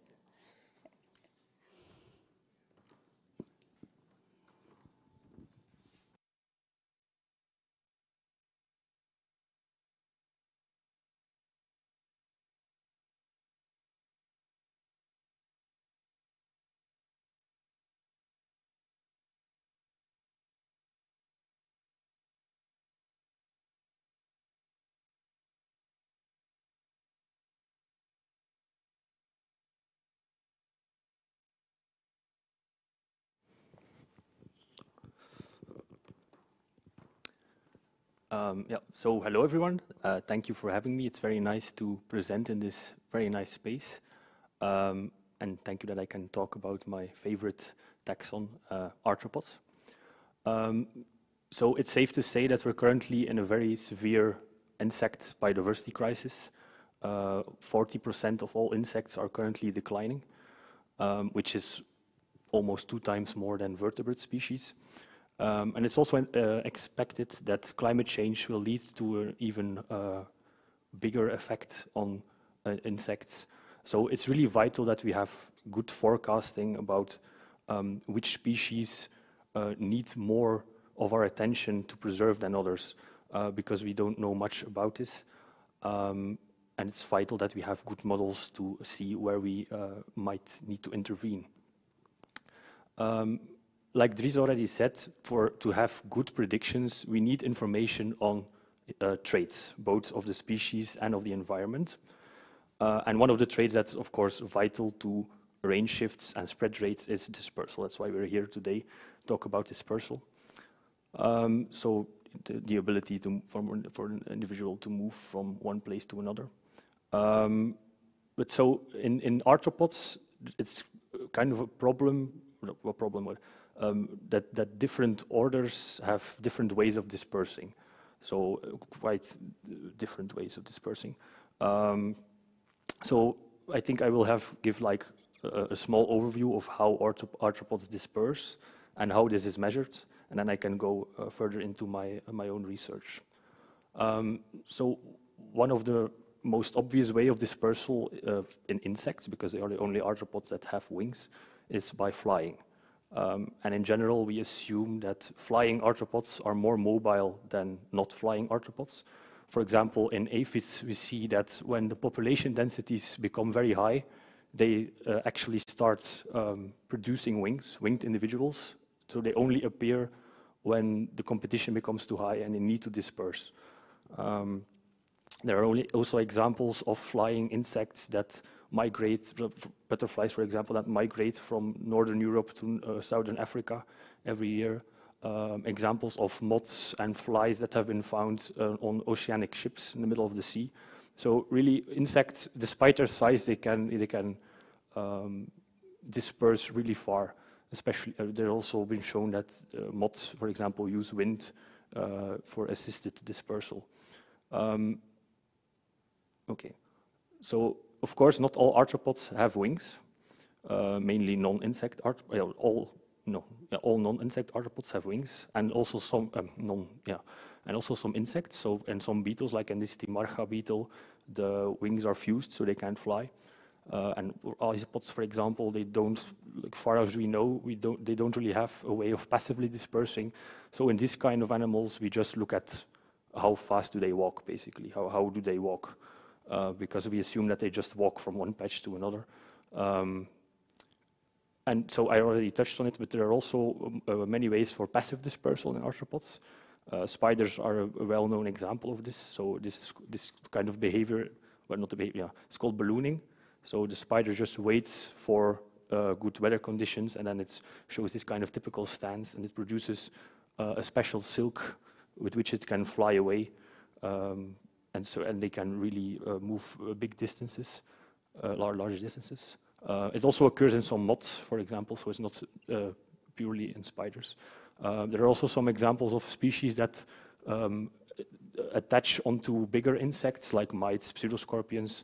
There have been examples of springtails that use water to disperse. So yeah, there's really a big diversity of ways to move. So how do we quantify this dispersal? Well, the best way to do it is just by looking at the distance that an individual covers in its lifetime. So one of the most common methods is through capture-mark recapture, where individuals are caught, they are marked, released, and then recaptured in another site, so we know how much distance they covered. So more advanced techniques is by using these sensors to track their position in space and time. Now, of course, this kind of research is very difficult to have large sample sizes, so usually it's focused on a single species. So there's very limited data. It's also mostly on large species because, yeah, you can see these things are very big. So even on the large species, they have a huge impact. So even the reliability of this data is questionable. But yeah, it's what we need to work with what we have. So in most cases, we have to work with proxies. Body size is a proxy that's often used, and also the wing development, because in some species, you have actually different individuals with different wing lengths. So we have individuals with fully developed wings, with almost no wings, and then something in between. So this ratio of wing development, so how many individuals in your species, in your population, have fully developed wings, that will give an idea of how dispersive the species is.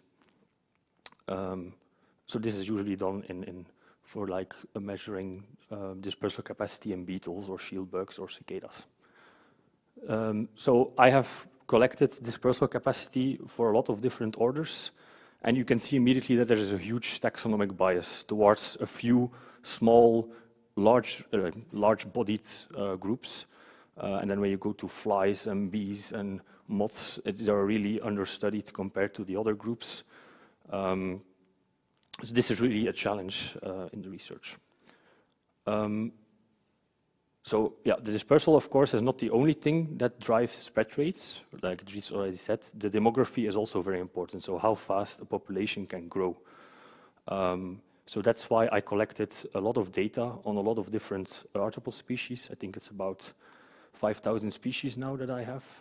And I collected all these different traits. So body size is, of course, a very important one, because you can assume that in general, larger insects will have an easier time dispersing, because barriers are much easier to cross. I once compared it like a beetle. If you have a beetle and a mouse that cross a road, you can imagine that the mouse will have an easier time crossing such a barrier. So it makes sense that the larger animals will disperse better, but we will see that's not always the case. Then you have, of course, the development, so the time it takes to mature, the number of generations that you produce each year, the longevity of the adult stage. It all gives an idea of how fast the population can grow, together with fecundity, so how many offspring a female produces in her life. And then also like niche information, so what does the species eat? Is the carnivore, is the herbivore, is it monophagous, is it polyphagous? And then, of course, also something that's often forgotten, is like the thermal niche. So how vulnerable is a species to changes in its thermal environment. But I will come back to that later. I will now focus on the demography first. So yeah, I could talk about all the orders, but then we'll be here the entire evening. So I picked two that are quite different, both in their the data quality. So butterflies, they are very, we compare these two tonight. So let's start with the butterflies. I will guide you through the graph. So each distribution shows a correlation between a specific life history trait and dispersal capacity. So everything on the right of this line is a positive correlation. Everything on the left is a negative correlation. And so you see that in butterflies, the better dispersing species are bigger, they produce more young, they have more generations, they live longer, they are more generalist, so they have a broader range of host plants, and they develop faster. So the demography and the dispersal are really highly correlated. But when we add phylogenetic distance as a correcting factor, we actually lose a lot of the correlations. And this indicates to me that it's actually the phylogeny is a big driver of the patterns that we see. And indeed, when you look at the phylogenetic tree, you see a cluster of all the small, less dispersive species, and then here a cluster of all the large, good dispersers. So it's really phylogenetically driven that we see these, these correlations. Now, so go back to the temperature. So because I want to make predictions about climate change, it's important that we add the temperature dependence of the species population growth. So how big is their temperature range? And so in butterflies, we see actually that there is a negative correlation between dispersal and mean temperature, which shows to me that the good dispersers are more cold adapted, so they occur more to the north, but they have a bigger range, so they occur from the south to the north, while the less dispersive species are more bound to the south, which is interesting, because that means that probably the northern species will be able to adapt, well, not adapt, but escape climate change when it gets there. So I already told you, I'm going to talk about spiders now, probably my favorite arthropod group. And so here we see, completely different pattern. So the first thing that I noticed was that in spiders, the correlation between body size and dispersal is actually reversed. So here it is the small species that are better dispersers. And this makes sense because you can imagine there are people here who work with passive dispersers, that the smaller ones will have an easier time dispersing with the wind. And also, the thing is with spiders that the species that are smaller when they're adult, they can disperse even when they're adult, and large species like garden cross spiders, for example, they are too big, too fat, they cannot disperse anymore when they're adult.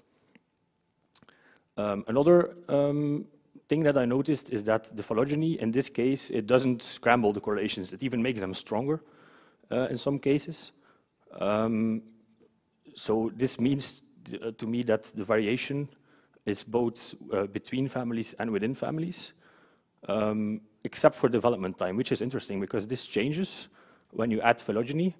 So this indicates to me that it makes sense that a longer development time will you make more dispersive because you are longer in the juvenile stage, so you have more time to disperse. But then apparently within families, the larger species, no, not the larger species, well, in spiders it probably is the larger species, they take a longer time to develop within families. So it's also very interesting to see this difference. And another difference is that in spiders, actually the mean temperature is positively correlated with dispersal, showing that the better dispersers are the southern species and the northern species are less dispersive, which is probably bad news for them when it comes to climate change. Now, so you might be wondering, why is this important to know these correlations?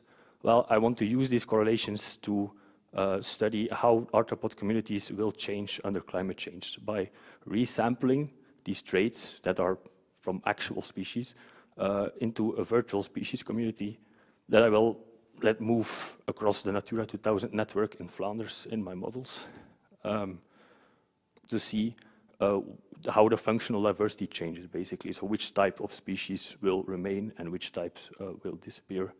And then we know where to intervene if needs to be. Okay, so let's wrap up and repeat the take-home messages.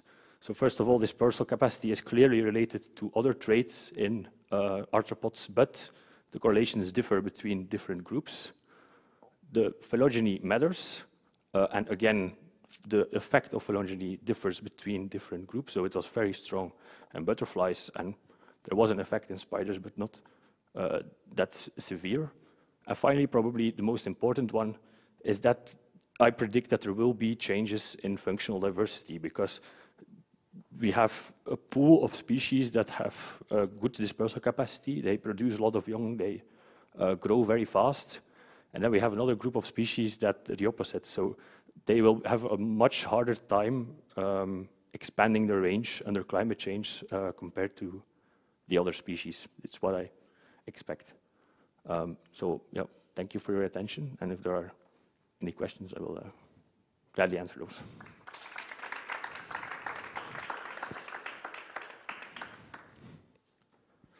Thanks, Garen. 5,000 species. I'm really impressed. Like the data we all want to have. Any questions?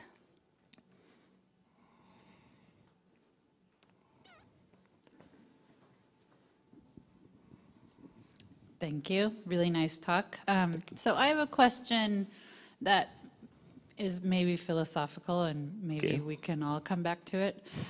But your result with the phylogenetic importance,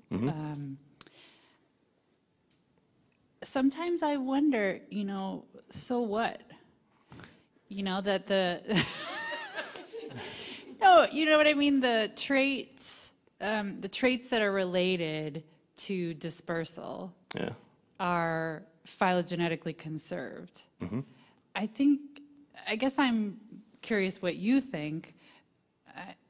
I mean, it still means that there's variation in dispersal across these different groups. Yeah, but I think it's mostly relevant from like a conservation perspective. Okay. Because then you know that certain families will have probably not need or help or much less compared to others.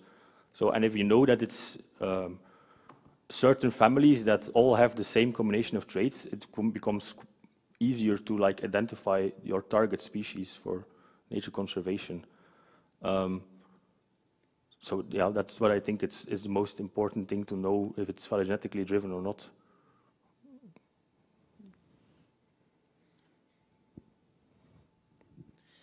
But you also showed, related to that some of the effects change, right? Some of the traits related to dispersal ability change when you correct for phylogeny. So I guess that relates to you. Like, why do we care if we're interested in what drives variation in dispersal ability? And that the effect becomes non-significant, I guess, is because you don't have enough independent evolutionary events. But that the effect becomes different, like negative. Can you explain that again? Because that's very puzzling.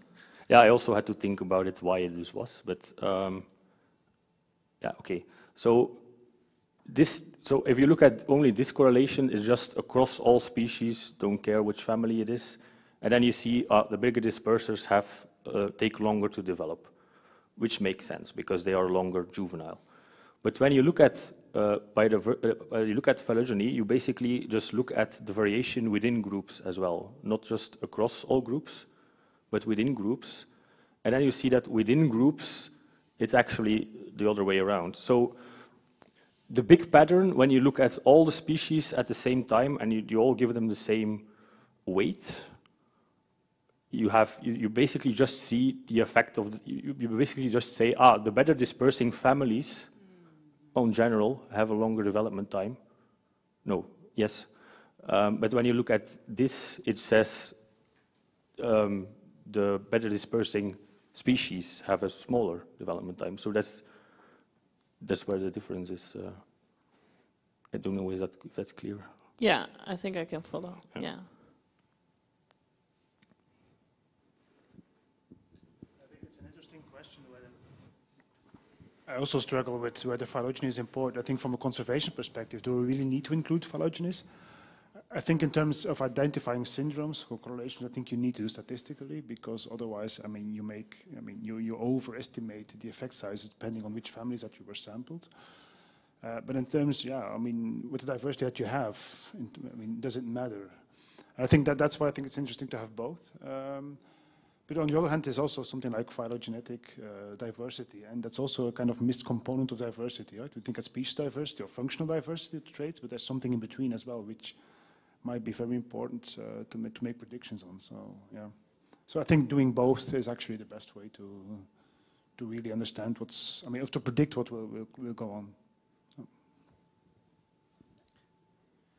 Yeah, because if you know that there are many phylogenetically related species that might have the similar traits and they might behave differently to the environmental changes, then you will lose quite a lot of more diversity than it would be just a single isolated lineage.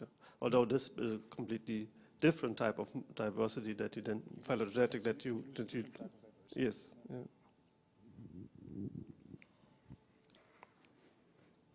Okay. Now, a last question. No, no problem. Just a small question. I was just wondering why would you have very good data for butterflies and not for moths? There was a really big contrast. Yeah, I think it's just because butterflies have a better reputation, I guess, and because more people are interested. Yeah, but I don't know. Like butterflies are always like, oh, the beautiful butterflies, and then the moths are like the moths. They are like. But they have beautiful caterpillars. Yeah, I agree. I actually. I hope there are not too many butterfly people watching, but I actually prefer moths over butterflies. But most scientists apparently think otherwise. Yeah, it's true. Maybe that's because they are day and night, but yeah. Yeah, also. But yeah, there are also day-active moths, so. Yeah, I think it's purely interest of people. There are, I don't know why, but.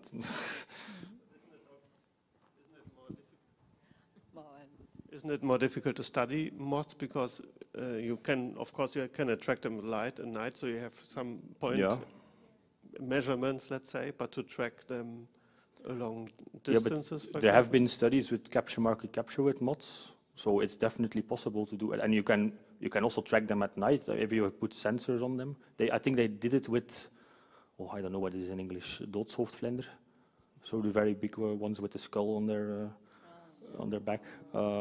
So it is definitely possible to do it. I think it's just really the interest of people that generates the bias. Okay. Okay, we have time for one question. If there is not, we can continue. No? Oh, you have one. That was a bit fast. It's more methodological question. Okay. I was wondering, how did you collect these traits for this? The trait data? Yeah. By looking through a lot of publications, a lot of books, a lot of contacting people, really, just looking around for it. Have you used like an automatized way, like on our package or something? No, just manually. But I also had a lot of data actually coming from books, just like reading books and typing it, because there's a lot of information, also publications from here. Yeah, that's really impressive. Yeah. Thank you. I was wondering regarding to that, did you get data in books or publications in other languages? Have you tried? Because possibly there is a lot of hidden. Some, yeah, but I have used a German book. I have used some French publications. Yeah, some. Not much, but some. Yeah. But there's indeed, the Germans especially have a lot of interesting data. Yeah.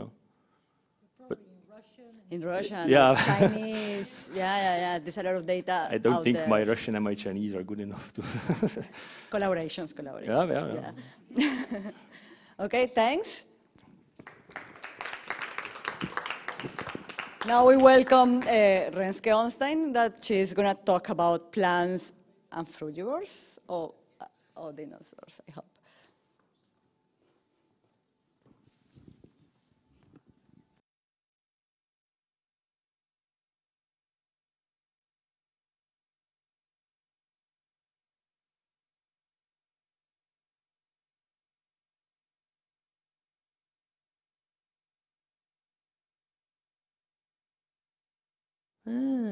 Thanks.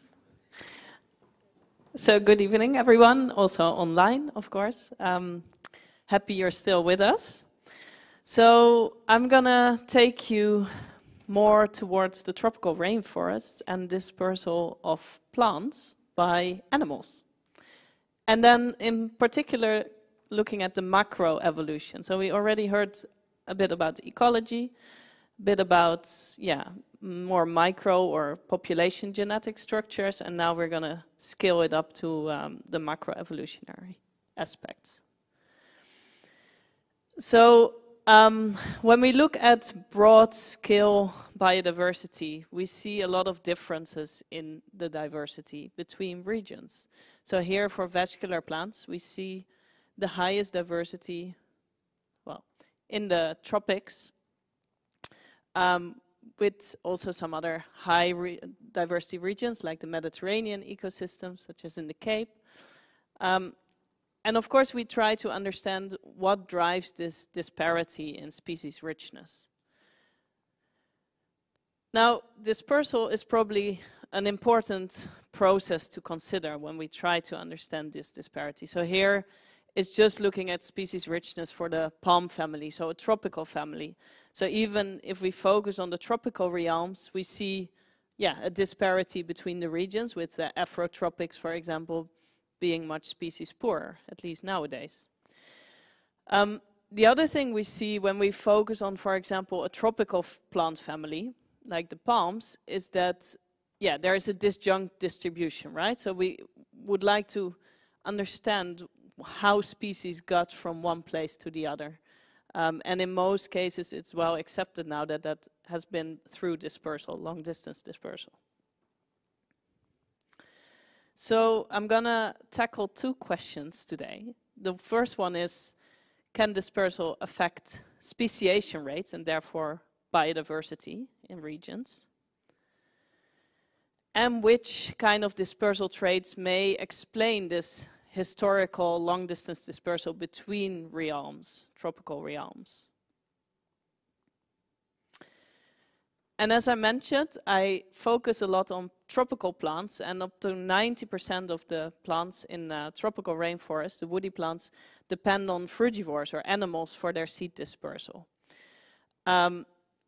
Here you can see a couple of examples. So these plants, they create often fleshy fruits or fruit structures that attract these different types of frugivores. And the frugivores, of course, in turn, by feeding on the fruits, disperse the seeds over a certain distance. So that's the dispersal. So how can this affect speciation? So focusing on speciation rates of the plants, by feeding on the fruits and dispersing the seeds, the animals will establish new plant populations, potentially. By their movement behavior and frequency, they will determine the amount of gene flow between these plant populations. And ultimately, if this gene flow is disrupted or reduced, it may lead to reproductive isolation of the populations, which could become then new species. So if these three processes would happen rapidly over certain time periods, we could detect in a phylogeny, this is a sketch of a phylogeny, a shift in the speciation rate, which could be linked to this change in dispersal or the dispersal behavior of the frugivores. So the other interesting thing is that the interaction between fruits and frugivores is non-random. So we know that frugivores may have a fruit preference based on the plant traits, such as the fruit color, the fruit size, the fruit shape. And this fruit preference of the animals is, of course, influenced again by their ecological traits, such as their color vision, can they detect certain colored fruits, their body size and gape width, which is strongly related to the size and the shape of the fruit. So for now, I'm going to focus on comparing relatively small fruited plants that have fruits smaller than 4 centimeters with maybe 1 or 2 seeds, to large megafaunal fruited plants that have fruits that are 4 centimeters or sometimes even larger. They can go up to 10 centimeters. And of course, they differ in what kind of animals disperse them. So the small fruits have a whole range of animals, but mostly smaller-bodied mammals, birds, bats, those kind of things. Whereas these very large megafaunal fruits, they require megafauna, large elephants, or in the past there was of course a very rich community of megafauna for their dispersal.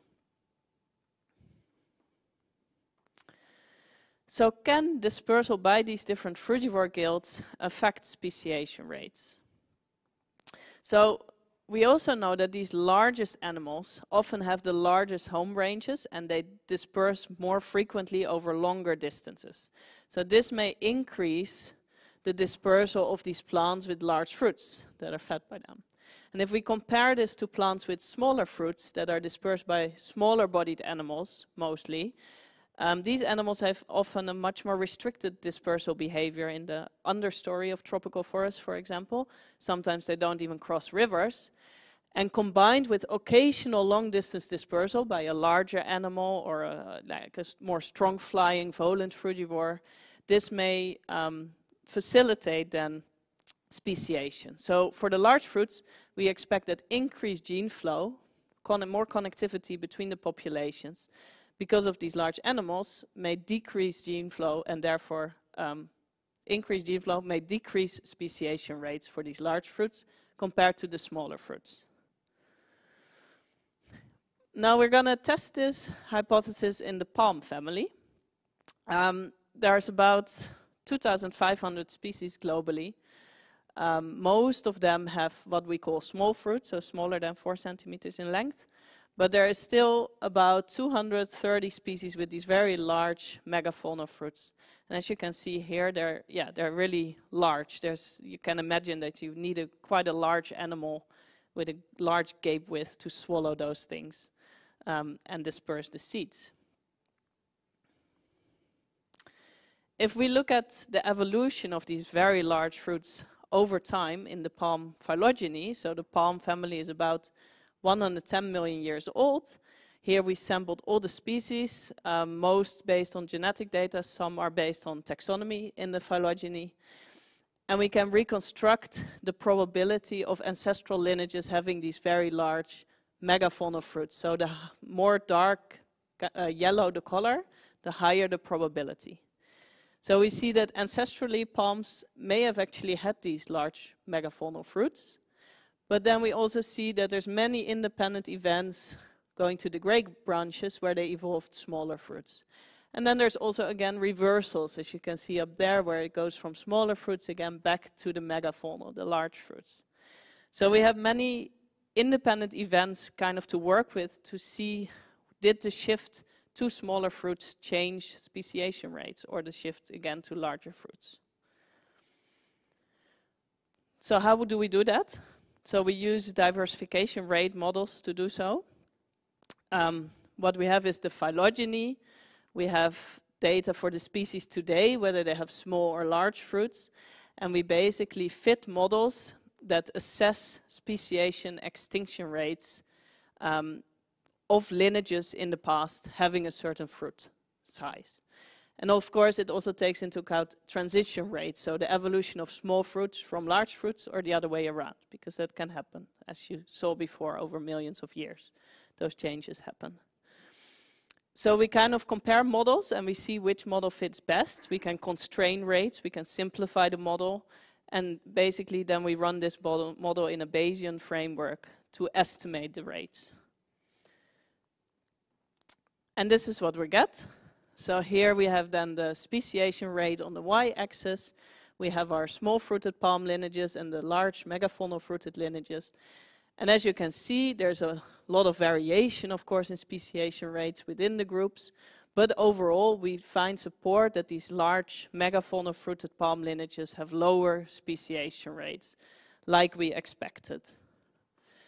Which means supporting, well, we think that historical interactions between these large fruits and the megafauna that have large home ranges, frequently move fruits around, decrease speciation rates. Now, you might wonder, what about this large variation that's not explained by fruit size? There might be other factors that influence speciation rates of these palms. So one of them may be related to the growth form, the type of growth form. Because if you have an understory growth form, in one way it may decrease to some extent your generation time, which may, with faster generation times, you may also speciate faster. In other ways, it also makes that you display your fruits in the understory. So you might even be more further adapted to dispersal by these understory frugivores that have this, kind of reduced dispersal behavior. So here we basically tested the interaction between evolving small fruits, evolving an understory growth form, and having both. So the interaction we find most important. Do we find support that speciation rates shift even more if you have both? And in the global model, this was the case. We found support for this. And we could then look at that in different parts of the world. And we found that only in the New World there is support for this interaction term, and not in the Old World. So it's a combination of trait that really kind of increases speciation rates. Another trait or characteristics of lineages is whether they can colonize and occupy isolated islands. So we look at remote islands here, oceanic islands. And also here, to get to the islands, you need to be dispersed by a bird or a bat, so you need to have relatively small fruits. And then on the island, you may be even further isolated and therefore increase your speciation rates. And we indeed found that it's again the interaction that really leads to the highest speciation rate in palms. But now we only found this interaction term actually supported for Old World palms. And Old World palms, that's mainly palms in Southeast Asia. Because in Africa there are some palms, but they're relatively species poor. So this is mainly driven by the islands environments of Southeast Asia. So what did we conclude from this? So we see that, dispersal may affect speciation, that high speciation rates are found in small fruited palms. This may be driven by this kind of restricted dispersal behavior of small-bodied frugivores, combined with occasional long-distance dispersal events. But it's not just fruit size. It's reinforced by evolving an understory growth form, but only in New World palms, and island colonizations, but only in Old World palms. And we think that these differences between the New World and the Old World are linked to the types of frugivores that evolved in these parts of the world. Because in the Old World, we find a high diversity of like fruit pigeons and hornbills and fruit bats that can successfully colonize all the isolated islands we find, the many isolated islands we find in this part of the world. Whereas in the New World, we find this very high diversity of these sedentary understory frugivorous birds. And we don't find the same diversity in Old World forests. So we think this may be the reason why we detect these different signals of speciation of palms in these different parts of the world. Now, going to the next question. So, which kind of dispersal traits may have facilitated dispersal between these different tropical realms? So, have plant frugivore interactions played a role in that? And if so, what kind of traits of the plants may have facilitated those? So, as I showed you before, many tropical plant families have this disjunct distribution. So they don't occur in Arctic regions, but they have their diversity in the different tropical realms. We find this pattern in, well, the palms, as I showed before, but also in, for example, laurels and custard apples, and many other families, actually. So how did this disjunct tropical distribution arise historically? So many think that during the early Cenozoic, so 66 million years ago, when the Earth was much warmer, there were many opportunities for dispersal kind of along the boreal tropical route. So we know of tropical vegetation during that time in these regions. So there may have been certain regions connected. They were also sometimes in closer proximity, or there were islands that may have allowed kind of stepping stone dispersal. Then later in the Cenozoic, towards the Oligocene, climate became much colder and drier, so the tropical rainforests kind of retracted to where we see them more today. And this limited, of course, dispersal routes, at least that's thought. So we might expect that most of this dispersal or these disjunct distributions arose earlier in the Cenozoic, when there was more possibilities for kind of connectivity.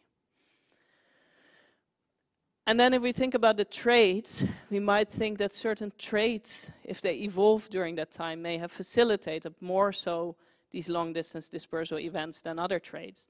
For example, traits associated with dispersal by large-bodied or strong flying volant frugivores that can cross barriers more easily. And then in return, we think that these traits are related to more highly dispersive animals, such as megafauna with their large home ranges that could have taken the boreal tropical routes, or large birds and bats that can fly over, well, certain amounts of ocean. And this has also been studied from the animal perspective. So do large-bodied animals, do they indeed have more often long-distance dispersal, also inferred for animals that are no longer here, like extinct animals. And indeed, you see that, yeah, with body size, the dispersal distance or long-distance dispersal increases. And if those animals indeed feed more on the large fruits, we may expect that large fruited lineages may have had more opportunities for long-distance dispersal. So we're going to move from palms to the Annonaceae, another tropical plant family, about 2,400 species. And as you can see, they show a huge diversity of traits related to the fruits and the types of dispersers potentially. Here you have fruits that are kind of like a necklace, so we see birds biting off one at a time, kind of a seed. Here we have these large syncarpous fruits, so they have very large with lots of small seeds and pulp. Fruits that break open, that are kind of dehiscent. And yeah, all kinds of variation in color and contrast in colors to make it more conspicuous, the fruits, etc. And we can look at these traits in kind of a ordination way. So this is for only 235 of the species for which I could collect all the traits. And as you can see, we can maybe see certain kind of syndromes related to certain frugivores. There's a lot of variation, so it's not so strict. But we can expect that those really large fruits are more related to, megafaunal kind of dispersal. Cauliflory and dull-colored fruits have been associated more with bats. Dehiscent fruits that have like kind of showing off the seeds more with birds, etc. So to look at these long-distance dispersal events between the realms, we used the phylogeny of Annonaceae, and we reconstructed their biogeographical history using a program called BioGeoBears. So it's a bit of a complex picture, but well, basically we see the ancestor of all Annonaceae, about 100 million years old. And then, well, it's not entirely clear where they originated, South America or Africa. Here we see Africa as the most probable ancestral region. And then if we go through the tree, we see in the dashed line what I identified as a long-distance dispersal events. So going from a probability of at least 0.7 of being in certain region, like Africa, to a high probability of being in another region, in this case, North America. So I could identify 23 of these long-distance dispersal events in the phylogeny. And I could also then identify when they happened, more or less. So I have these kind of dispersal routes or periods that I identified. So this more boreotropical dispersal versus connectivity between South America and Africa by stepping stone islands, versus the more recent kind of emergence of the Pacific Islands and Africa and Asian land bridge that was kind of connecting Africa and Asia. And then in a similar way, we can reconstruct those traits I showed you before. So there are 15 traits related to frugivory on the phylogeny, and basically, for example, here is for fruit size. We can see the fruit size at those nodes where there were long-distance dispersal events compared to the events where there's no long-distance dispersal. And we can then see whether there's a difference in traits ancestrally for those lineages that performed long-distance dispersal events. We can do that initially with a very simple t-test. Simply see, ancestral nodes that were involved in long-distance dispersal indeed had a slightly significantly higher, larger fruit length. Of course, there's issues with this because those nodes are not all independent from each other. There's phylogenetic dependence. So to assess the role of that phylogenetic dependence, I also linked it then to those different dispersal routes in a similar way. But to correct for that phylogenetic dependence, we performed simulations, so 1,000 times where we kind of randomly assigned long-distance dispersal events randomly to the nodes and repeated the test. And for most traits, for some traits that made it disappear, the significance. For other traits, we still found significant differences between long-distance dispersing lineages and others. So briefly going through those different traits. So for example, we see that plants with more seeds have more historical long-distance dispersal. We also see that it's associated to certain dispersal routes that are indicated here, so early in the Cenozoic. And for color, fruit color, we actually found a higher probability of having dull-colored fruits, increases long-distance dispersal. We also found some support for these large syncarpous fruits to play a role in long-distance dispersal. Also dehiscent fruits, so the breaking open of the fruits, less cauliflory, so it's better to display your fruits higher up in the canopy than in the understory. And also this trait, what we call moniliform fruits, so these beads of fruits. So we found several traits that out of the 15 that remained significant after the simulations. So does it support what we expected? Do traits associated with dispersal by large-bodied or strong flying volant frugivores explain long-distance dispersal events? So we kind of classify these traits into what we call syndromes, so combinations of traits, where we thought that makes sense. So we find that dull-colored, relatively large fruit with several seeds on short stipes, so short fruit stalks, increase long-distance dispersal historically, so that we associate with more large-bodied mammal dispersal. Also, we find a bird kind of syndrome with these moniliform or dehiscent fruits that may increase kind of barrier dispersal by birds.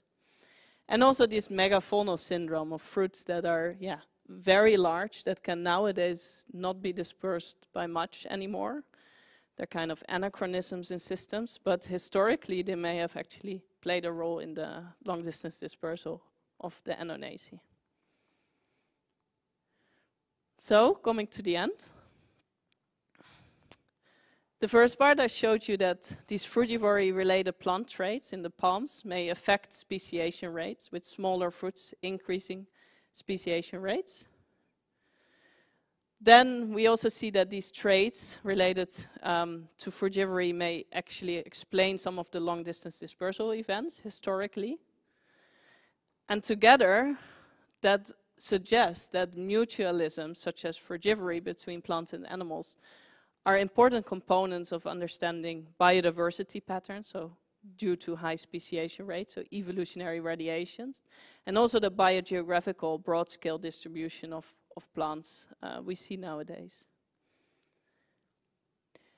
And more generally, I think that if we can integrate these kind of macroevolutionary studies with trait-based ecology, that we can get a better picture of dispersal and how that affects biogeography and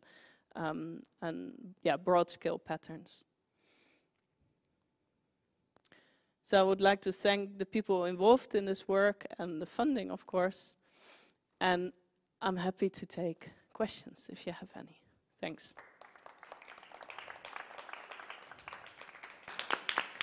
Okay. We have actually 2 questions already online. So from Xiam, can absence of megafauna also lead increase in speciation rate in orphan plants species? For example, those species earlier dispersed by megafauna. Yeah, so that would indeed reverse the argument that now less dispersal, because there's not many megafaunal animals anymore, may decrease gene flow and therefore increase speciation. So in theory, yes, but of course you do need to remain high, you do need to have high genetic diversity as a population, and you still need some dispersal to be able to, kind of survive as a species and population. So I'm not sure if that's happening nowadays in natural systems. That's something we're trying to understand. Yeah. Thanks for the question. And the second question is, what about the human-mediated dispersal on speciation? Yeah, so that would also be something more recent happening, which is indeed seems to also be an important component of these large fruits, where it's again the opposite, right? So then it might increase gene flow again. And not all of these large fruits are human-used or human-dispersed, so we can still compare, fruits used by humans to fruits not used by humans and then see whether it plays a role. But I don't think we have sufficient data yet to really, kind of dissect what the role of humans is. Yeah. Thanks. So interesting. I can't resist. So am I wrong in thinking that large fruits can disperse on ocean currents? No, you're not wrong. Okay. So just back to your island colonization. Yes. No, definitely. I think some fruits can. So especially in the palm family, we have, of course, 2 very dispersive, water-dispersed species, which I forgot to explain. So yeah, the coconut and the nipa palm are exceptions. So there's only 2 in the palm family. All the other ones have kind of fleshy fruits. And some have been explored, like can they float, and many cannot. Many, especially if they're really fleshy, they cannot, but even some of the woody ones, they don't last for long in salt water. But there's more, I think there's more testing needed for that, because it might, in some cases, it can facilitate some of the dispersal, I think. Great. Yeah.